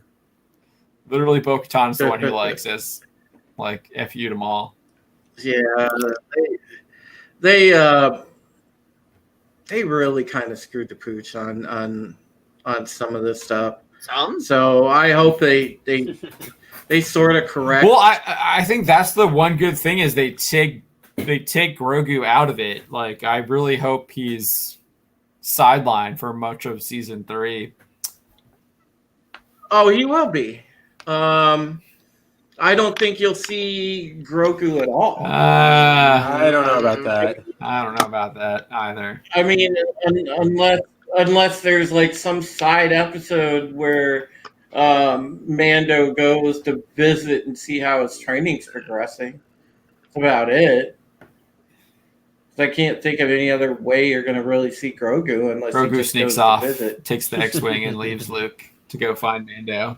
And it's a reverse of what we just saw. It's Grogu now searching for Mando. Well, there was somebody, I think one of my friends said, just watch. Mando's going to be in trouble and Grogu's going to swoop in and save him. Well, if he's training with the Force, apparently you can just do crazy, insane things with the Force now from across the galaxy. So you can create projections of yourself onto like other planets. If Grogu does that, and you can like literally have your like- lightsaber physically manifest as an illusion, right? Doesn't he like? Do their lightsabers collide? No. You could transfer matter across the universe. Yeah, that's right. That happened in Rise of Skywalker. Yeah, that's right. Here's my lightsaber. Yeah, I thought that was so stupid. Oh my gosh, yeah. Let me hand this to you through our Force dyad. I can't believe they added that. Ever. I can't believe they added that.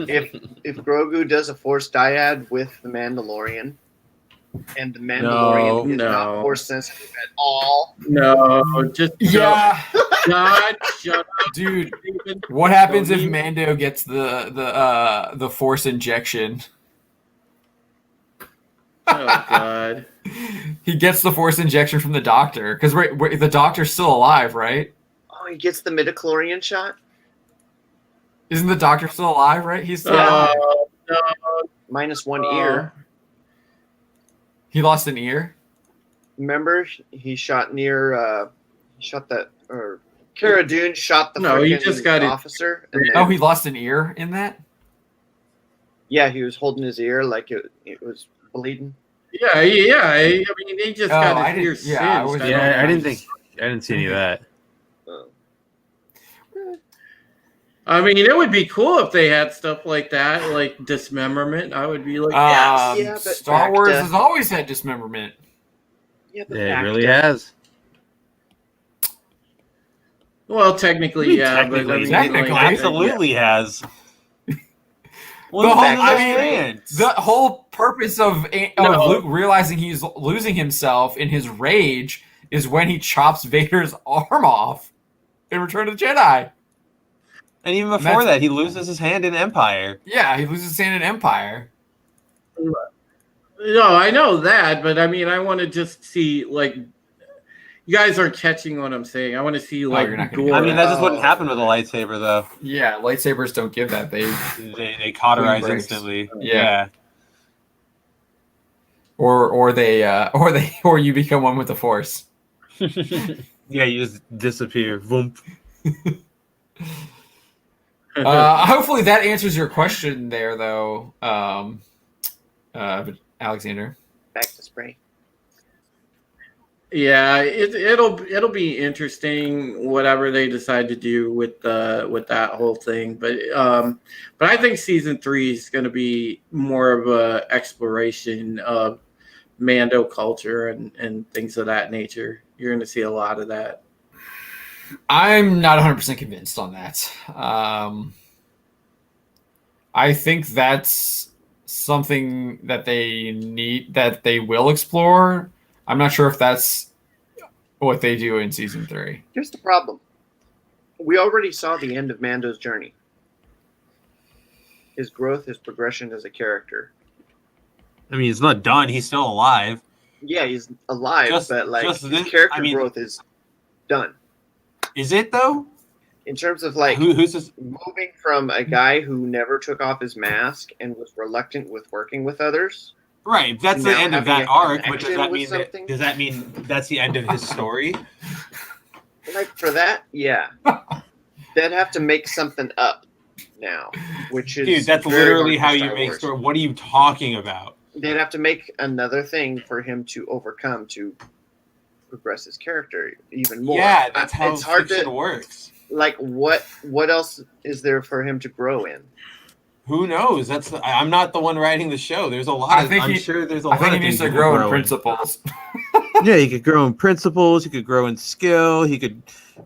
I don't know. There's a million different things you could do. Who's to, like? I just think, yeah, this arc is done, but who's to say the character is done? Dude, he's got to train in the Darksaber, yo. Exactly. He's gonna meet Sabine, and Sabine's gonna teach him how to use the Darksaber. No, Sabine's going to tell him how to color his hair. Now he can't take off his helmet. That too. She's gonna be like, do you want your armor to look cool? Let me paint it for you. Mark 63366 says Mando needs to marry Gina. No, absolutely not. No, I need to. Gina is gonna go off on her own in Rangers of the New Republic and like do team ups. That's what I'm envisioning of that show. Because she has the badge now. Or maybe they're fighting against Fett's crime empire. Wow, that's That'd actually be cool. interesting. That'd be cool. That would be a Wow. yes. That's So a good then you have synergy. like you have a lot of that. You have them like they work together, but now they're like there's a conflict or whatever. They work together, but Yeah. they're at odds. Okay, I like that. That might get me interested. If they do that. That would, that would have me. That would do it. I would be watching both shows at that point. Then, Yeah, it'll be interesting to see what they do with Mayfeld. Mark 636 is asking Amanda needs to marry Bill Burr. They just kind of abandoned him on that planet. I thought that was so weird how that ended. They're just like, "Oh, you're dead." It's very awkward.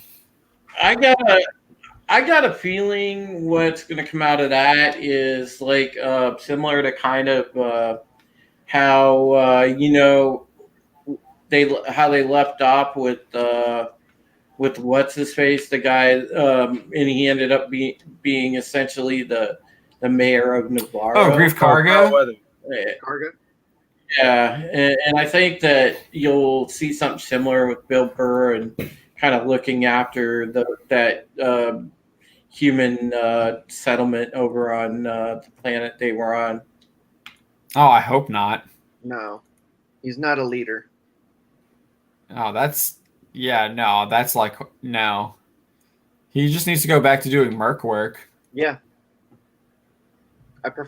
But he can't be doing I mean, merc it work would be that has cool, anything to right? do with like the Empire, though. So Yeah, I mean, I could see something like along the lines of, if anything, I would imagine he might make an appearance in the Rangers. Yeah, they might hunt him too, Yeah. or something. Well, no, I could see her actually like deputizing him or something. Do I want that?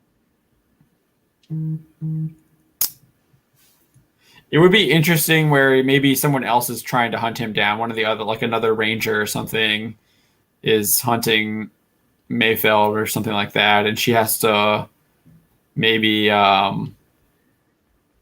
she has to like find a way to save him without saying that without like ruining her own credibility as a ranger within the New Republic. I liked him cool. better as a villain, to be honest. Was he really a villain? In the first season. He's more of like an antagonist. Yeah, I don't know if I call him. Yeah. I mean, he was just really just part of that crew. I mean, he didn't really stand out Until the He was just end part where of that they crew. try and kill him. Yeah. Mando becomes the next Mr. Rogers. I could see him as the leader of a ragtag crew like he was in the first season. I think what That's you see leadership. Yeah, like a merc. That's what I said. He goes back to doing Exactly. merc work. That's what I think. Merc work. Where he is.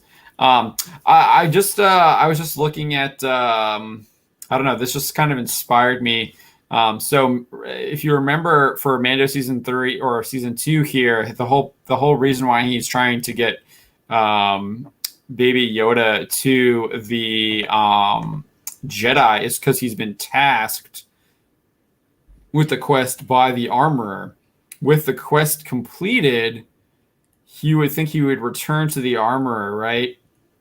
And then maybe try and regrow. Yeah, because regrow the Children of the Watch cult, and then you might have more exploration there with delving into who exactly these Children of the Watch are, and then maybe have some conflicts with Bo-Katan's Mandalorians, and then possibly even Boba Fett as well, potentially.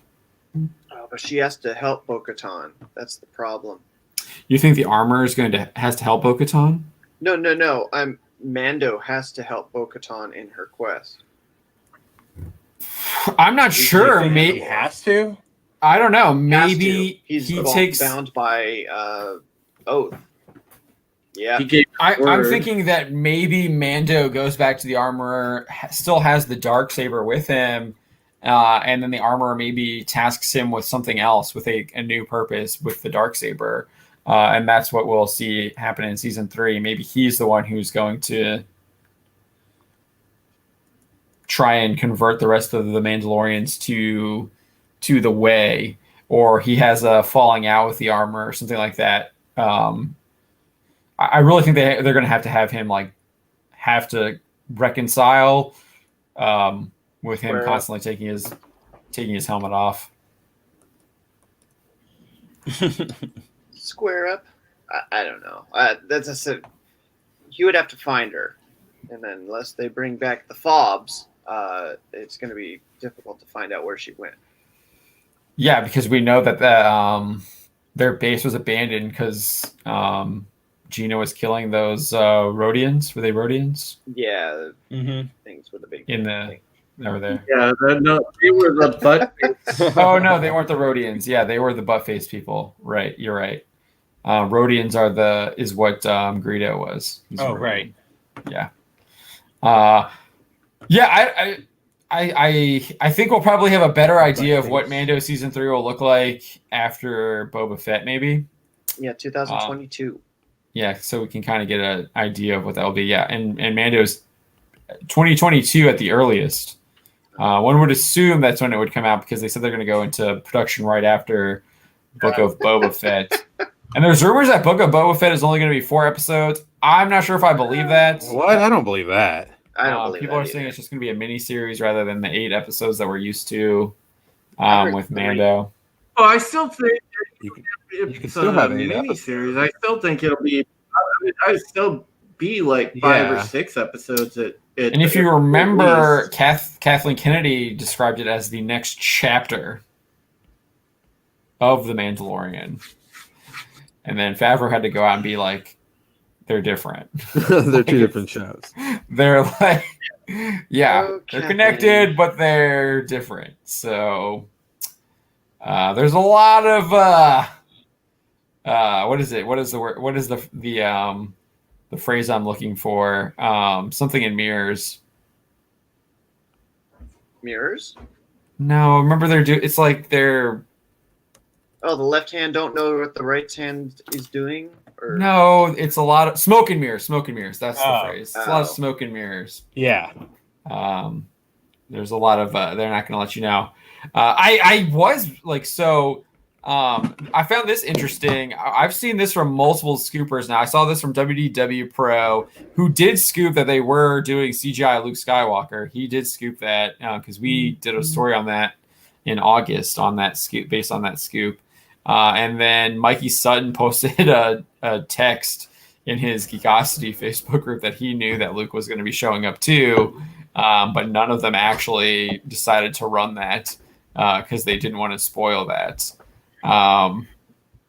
Yeah, which is good. I'm kind of glad it didn't get spoiled because it was a cool moment for a lot of people to see without being spoiled. I guess, but it's also kind of like, dude, they spoiled all of Rise of Skywalker, and like people had no problems doing that. Yeah, because no one cared. Um, you know, don't forget as well, unrelated, but still like, streaming television. Don't forget, guys, season 5 of The Expanse has already started. We're up to, I believe, fourth episode came out tonight. People are saying it's good, right? Yeah, my sister-in-law said that this last episode was like the best episode on television. Yeah. But I don't really I don't put a lot of faith in her opinion because she's a Last Jedi fan. So she describes herself as Reylo adjacent. Oh boy. Adjacent.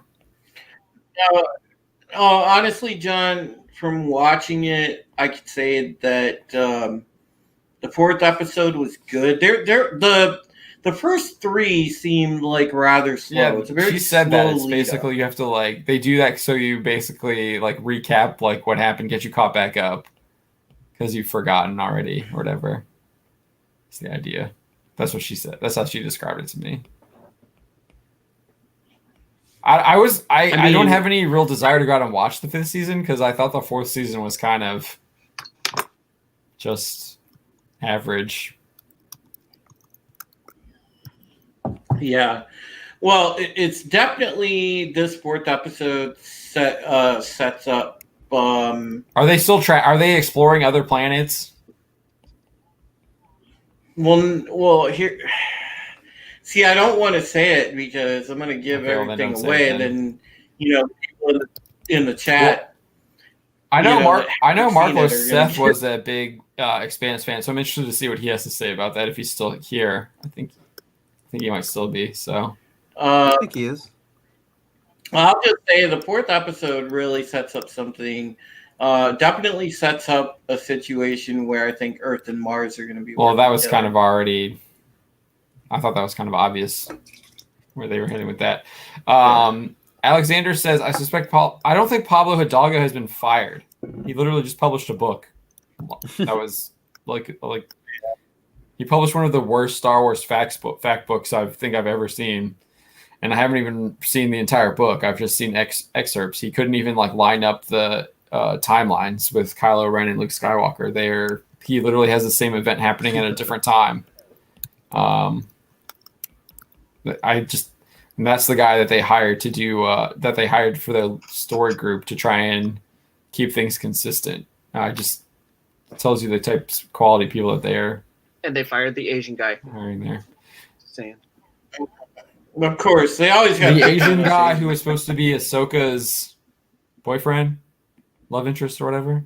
Which Asian guy? No, the keeper of the lore for so many years. Yeah. I said his name earlier. Someone Brian Chi. I don't know. No, I'm talking about who's Pablo Hidalgo is the Lucasfilm story group guy. He wrote that book. He literally wrote that Star Wars facts book. He's not fired, unless it happened like within a week. I haven't seen anything that I feel like Ichibaka would be like all over that. Yeah, he would have been on it. And I haven't seen anything on that from Disney Star Wars system yet. Pants unzipped. All right, so Mark 63366 says the crew are tying up their past problems. Yeah, I heard they go back to Baltimore with Amos. Yeah, I thought that was a really kind of a cool little thing. Definitely, you see a lot of that 3rd episode. It's really interesting what they did with Amos. Amos is one of my favorite characters on the show. So, yeah. After they killed off, he's still the best. He's right behind Punisher, who's like a ghost now or whatever. Like the vision that what's his name sees. No, the guy he played the Punisher. Thomas Jane. Thomas Jane. Yeah, Thomas Jane. Thank you. Yeah, Thomas Jane was the best character in season 1 for sure. Oh yeah, he was. Oh, Thomas Jane was awesome, man. It sucked that he had to like become the ghost because I liked him as the private. Yeah, I really liked. The first season is extremely different from the fourth season because you have like this like detective investigative story happening, and then the fourth season is surviving a natural disaster pretty much. Yeah, Chuck Wendig is different from Pablo Hidalgo. Those are two different people. Yeah, Chuck Wendig is the guy who is a crybaby, threatening violence on millions of people on Twitter. And then he says that and then he tries to downplay it. That's not what he was doing. He's an yeah, I think he was kind of the inspiration for why we take screenshots of people's tweets now instead of embedding them, because people delete that stuff. I should start doing that. Taking pictures right now of that one tweet. Don says he doesn't like what? You don't like Bobby? Bobby's like the third best character. The performance in the episode that I saw, it felt forced in all. Dude, I can. There's no way I could not like Bobby. She's hot. She's like a Starbuck. The episode I saw her in, she was in that big old tanky suit, and I was just like, yeah, she's a space marine. I know. She's a marine. I've seen pictures of her on Google. Dude, I know weird. She can. What's wrong? I don't. The belt, but you just didn't like her acting. Yeah, I didn't. I wasn't a fan. Oh, Bobby's great, man, and that accent. Yeah, Alexander says he doesn't like Bobby either. The actress is a bit bad to me too. I didn't like the storyline they gave her in the fourth season. I thought that was kind of weird. It wasn't as it was. Yeah, I think she got bad direction in that fourth season. So I don't know but you said you're watching. It sounds like you're watching first season. Second. Second, okay. She shows up in the second season. I like the old lady, man, because she has a set of brass balls. Indian chick, yeah, she's pretty good too. Mahar, what is it? What is her name? Absarala. Amos is still the best though. Oh yeah, he's great. But this is the last season of The Expanse, right? No, there's a sixth season. This is season 5, and then there's one more after, and then it's canceled. Because I mean, obviously, I would assume that they're diverting funds to Wheel of Time and Lord of the Rings. That's just me talking. Yeah. Yeah, and I think like people are satisfied with that. I mean, it got 6 seasons. That's a good run for a sci-fi show. It's about the right frame of time for a good sci-fi show. Yeah, Dark Matter got 3, and they canceled that. How much did Star Trek runs get usually? About 6, 7 seasons. Stargate had 10, I think. SG1 had 10. Yeah. But SG1 is like, well, that's a really long run. SG1's a completely different animal, though, John. And there's a lot more different elements that you could do in the Stargate universe that's unique compared to some. I just love that the fact that you're actually like exploring. I like how they're exploring new worlds and encountering new people. Like so far, the first 4 episodes are totally different scenarios, totally different people, like different things happening. And what I found interesting was I kind of want to go back to this Margot Robbie's interview with the Hollywood Reporter. She talks about how like women can't find writing jobs in like sci-fi. And I'm pretty sure like some of the best written sci-fi stories are by women, because most of the first episodes of SG1 are by Catherine Powers. Well, you can just go back to OG Star Trek. Man, DC Fontana. I mean, you know, Margot Robbie is just like God. She's in the blonde zone, in the woke man. zone, is what she said. Yeah.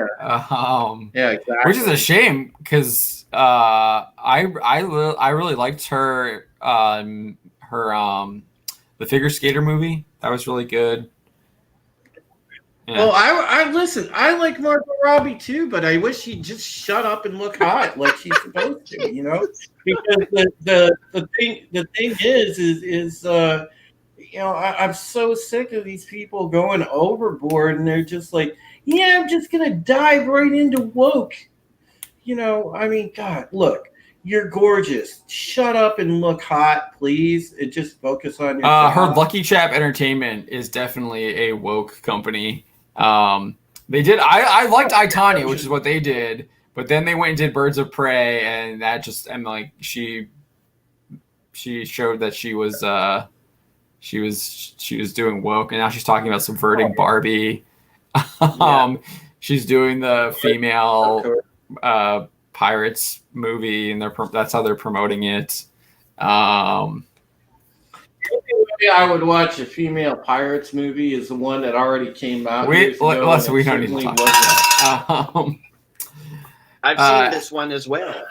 Alexander Vidakovich says, Lord of the Rings, someone described as diverse in some interview. Yeah, it was the showrunners. The two showrunners that I guess are connected to Bad Reboot are, they said that. So, yes, Lord of the Rings is a diverse franchise. It's got dwarves and hobbits and wizards and different types of humans, different kingdoms of humans. It's got orcs. It's got goblins. It's got what does Saruman create? He's got his hybrid orcs. Yeah, he creates. Yeah, the Orcai. Yeah, he's got the Orcai. You got elves. You got different types of elves, different tribes of elves. Yeah, there's totally people thinking. There's like lots of people thinking different ways. The Fellowship of the Ring shows that. You have like Boromir. You have Aragorn. You have even the hobbits have different ways of thinking. You really get to see that in the Two Towers. What were the wizards called again? What do you mean? What are the wizards? The race wizards? That they were called. Oh, they have some. That's. I feel like that's in the Silmarillion. Yeah, it's Silmarillion stuff from. I don't remember. But they are like ascended beings who have to come down and like guide humanity. Yeah. You have like the monsters. You have these demons, the Balrog. So I mean, there's lots of stuff, but when you hear that word being used to promote a show in 2020, it usually means that it's going to be woke. Where That's you what insert it your means. insertion. Yeah, it usually means you're putting an agenda on the show. We'll see if that's the case, though. We'll see it. What is it? The Istar. Istar, yes. There you go. That is it. The Istar. So we'll see what happens. We'll see. Yeah. All right. Well, before we go, folks, so what's everybody all doing for Christmas? I'm going to Mass tomorrow at 2, and then I'm going to be going down to my parents' house and visiting with my sister and brother-in-law. I will be isolating at home. Wink, wink. Because that is the order from Chairman Newsom.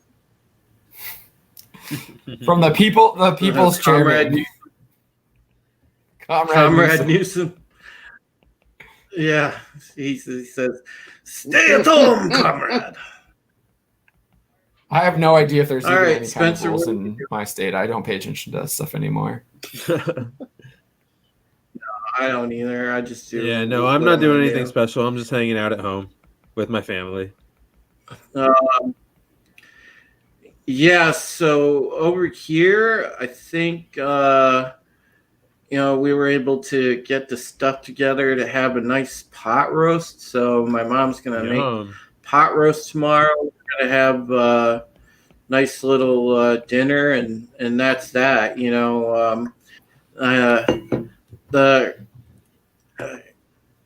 I I think the best Christmas gift that I got is just, well, it's being right here and being around friends. So that's the gift I got this year, and that's the main thing. So I'm happy for that. I just want to say thanks to everybody in the chat that has supported us over the last year and continues to support our endeavors here at Mounting into Comics, because we're continuing to do well, and I think we got big things in store even for this next year coming up, guys. So thank you for all your support, and thank you for supporting us individually, helping us grow our own individual YouTube channels, things like that. I appreciate you folks that come to my stream and also support like Don's channel, and can't say enough about how grateful we are to you. So everybody have a blessed Christmas and a very prosperous 2021. Yeah, amen. I do want to. Alexander Vidakovich says, or no, sorry, not my Star Wars says. Check Pablo's Twitter. It says he's retired. Yeah, it does say that. It says retired and having fun, and then he's got Canadian flag, and I don't know that one off the top of my head, but it also says he's located in the Netherlands. So am I at some points in the night. I think it's what is the blue? What is the? He's got like a blue. It's a white star on a blue, and then there's like a white and a red. I don't know what flag that is. I feel like I should know that flag, and I don't. The old Soviet Union. I feel like it's definitely not. It's not a Soviet flag. I know that flag.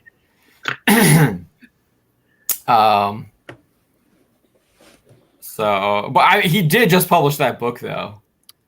So he did just publish that Star Wars book. I wouldn't be surprised if he tries to publish more stuff. But who knows? Maybe the story group is done. Oh, that's Chile. Oh, that's Chile. Okay. I figured it was somewhere in South America, Central America. But I think Matt Martin is still around. Oh, I'm clicked the wrong guy. Click the Islanders dude. Oh, Matt Martin. Canon doesn't matter, Matt Martin. Yeah, missing words guy. Yeah, he's still. It still says Lucasfilm story person in his bio, so. And he's still promoting Star Wars stuff. Oh boy. So. What that means. He says his all-time favorite Star Wars comic series is Star Wars: The Old Republic. Really? He likes SOTOR. I guess they got it. They published a $1,300 omnibus on July. It's coming out on July 7th.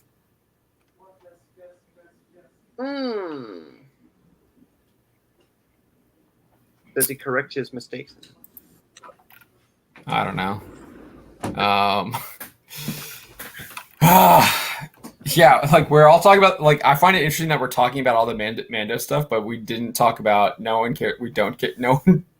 We don't care about Obi-Wan. Who cares about Andor?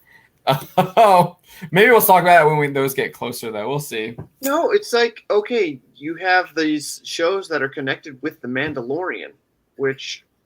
Honestly, if the thing that you said happens for the Rangers of the New Republic, I'm kind of interested. And if the Ahsoka Tano series actually does the thing that Doomcock says it's going to do, then I'm interested. But these other shows, I could care less. They're not going to do anything. Yeah, I mean, these shows like really have nothing that gets you, You don't want to see Jason Bourne in Star Wars? No, I mean that Cassian Andor show is like trash. The only thing I can think of that could make that interesting is you have to bring back well, they can't even bring back Forrest Whitaker's character because they supposedly don't know where he is, so you can't even have him on that show. Chirrut Imwe. Yeah, but he's on Jeddah, just hanging out.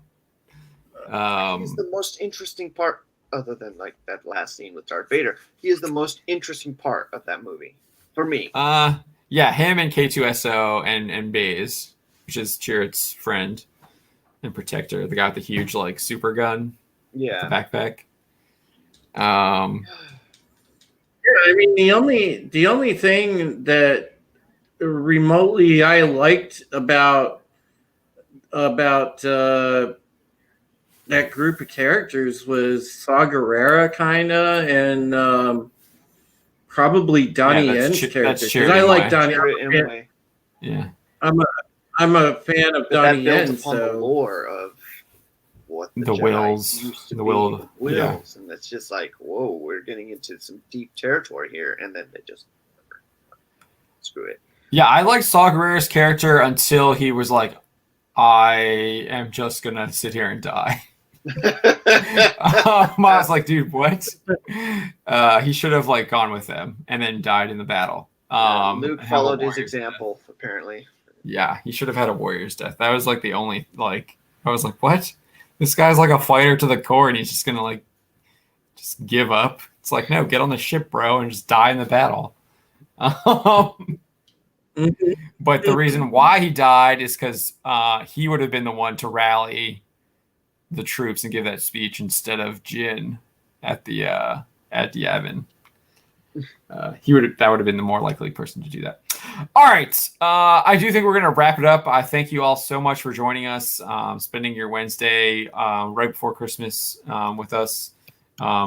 Truly is awesome that you've taken the time to do that. So we really do appreciate that. And I do hope you have a Merry Christmas. And if we don't see you, have a Happy New Year as well. But I think we will be back next week. We'll have to figure out what we're going to do Fridays. Now that Mando's over. I do think we want to try and get another stream going. So we'll see what we do. It's not going to be that long before WandaVision. Yeah. When is, by the way, January. So yeah, we'll do WandaVision when that comes out. So look for that too. No, I was gonna say, by the way, anybody that is a fan of Highlander, I put up a poll on my Twitter and I asked the question, who is the hero of the Clan MacLeod? Duncan, Connor, or both? So feel free there can be only one. There's look like how can you put both in a Highlander poll? Because there are a lot of people that like Duncan and Connor. There can be only one. Well, I chose Duncan. Yeah, I know your team Duncan. You're going to lose. lose. You are losing.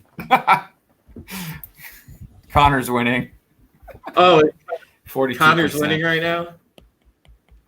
Oh, wow. Yeah, so feel free to go and vote in that poll, guys, and enjoy that if you're a Highlander fan. And we'll, as John said, we'll see you back probably next week. Yeah, Spencer?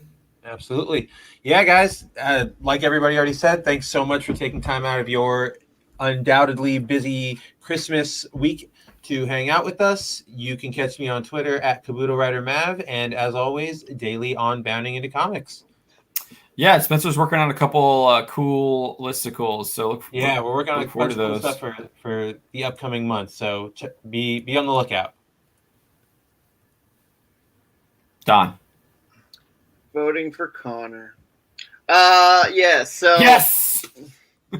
I am Dullify the balance in the force, the middle of the lane, the referee, the umpire, the ringer of the bell, the counsel of reason, as best as I can be unbiased when all else seems to be going insane out there. Stay off of Twitter as much as you can. Subscribe to my channel. I spelled it out for you down here. Subscribe to these guys. Hit the like button. Hit the bell. Get notifications of when our streams come on. I've got some stuff happening for this channel. I'm going to be doing a video with some article as well to go along with it, so look forward to that. Yeah, Don's videos are always fun. He did a lot of the new Warriors stuff, which never came out. Yeah, but the videos are great. with the what is it, the internet gas. But yeah, you should check those out. He does one for each of the new warriors, so definitely check those out. They're a lot of fun. All right, Drew. All right, yeah, you can follow my channel at Supreme Heretic, also on Twitter at Supreme Heretic, and I think my most recent stream I got up, I did a stream the other night with Stephen Walton, and I believe that Wes Moody was on there, and we were talking about the ramifications of the stimulus package and everything like that. So if you're curious about just the legislation that is being bandied about, what they were trying to put through before the president stepped in and thankfully stopped it, go and watch that stream, because there are some things in there that impact content creators specifically. So, any of you that are content creators, that'd be a good stream for you to catch and watch at least that portion of it anyway. So, you'll find that on my channel. Yep. So I can keep doing video day here on the channel. I think I might put one up tomorrow. We'll see if I'm able to get to it. Spencer gave me an idea. There's a Mary Sue article that might eviscerate. We'll see. I might do something shorter. The short videos are a lot easier to do. Yeah. So we'll see. Given the time constraints for tomorrow, and then I will not have a video up on Friday. On Christmas Day, I won't. I mean, anything for Christmas. But we'll be back. I'll probably be back Monday, and definitely have a video up on Monday. So look forward to that. I'm not sure what it will be. I know I am. We got some old articles that we might be doing. If you watched our 10 hottest superheroes, that was like one of the original listicles I did for the website. So I converted that. I got debated by that, man. I was like expecting like all these hot women superheroes, and I'm like, oh. I mean, it's in quotes, so like, and they are.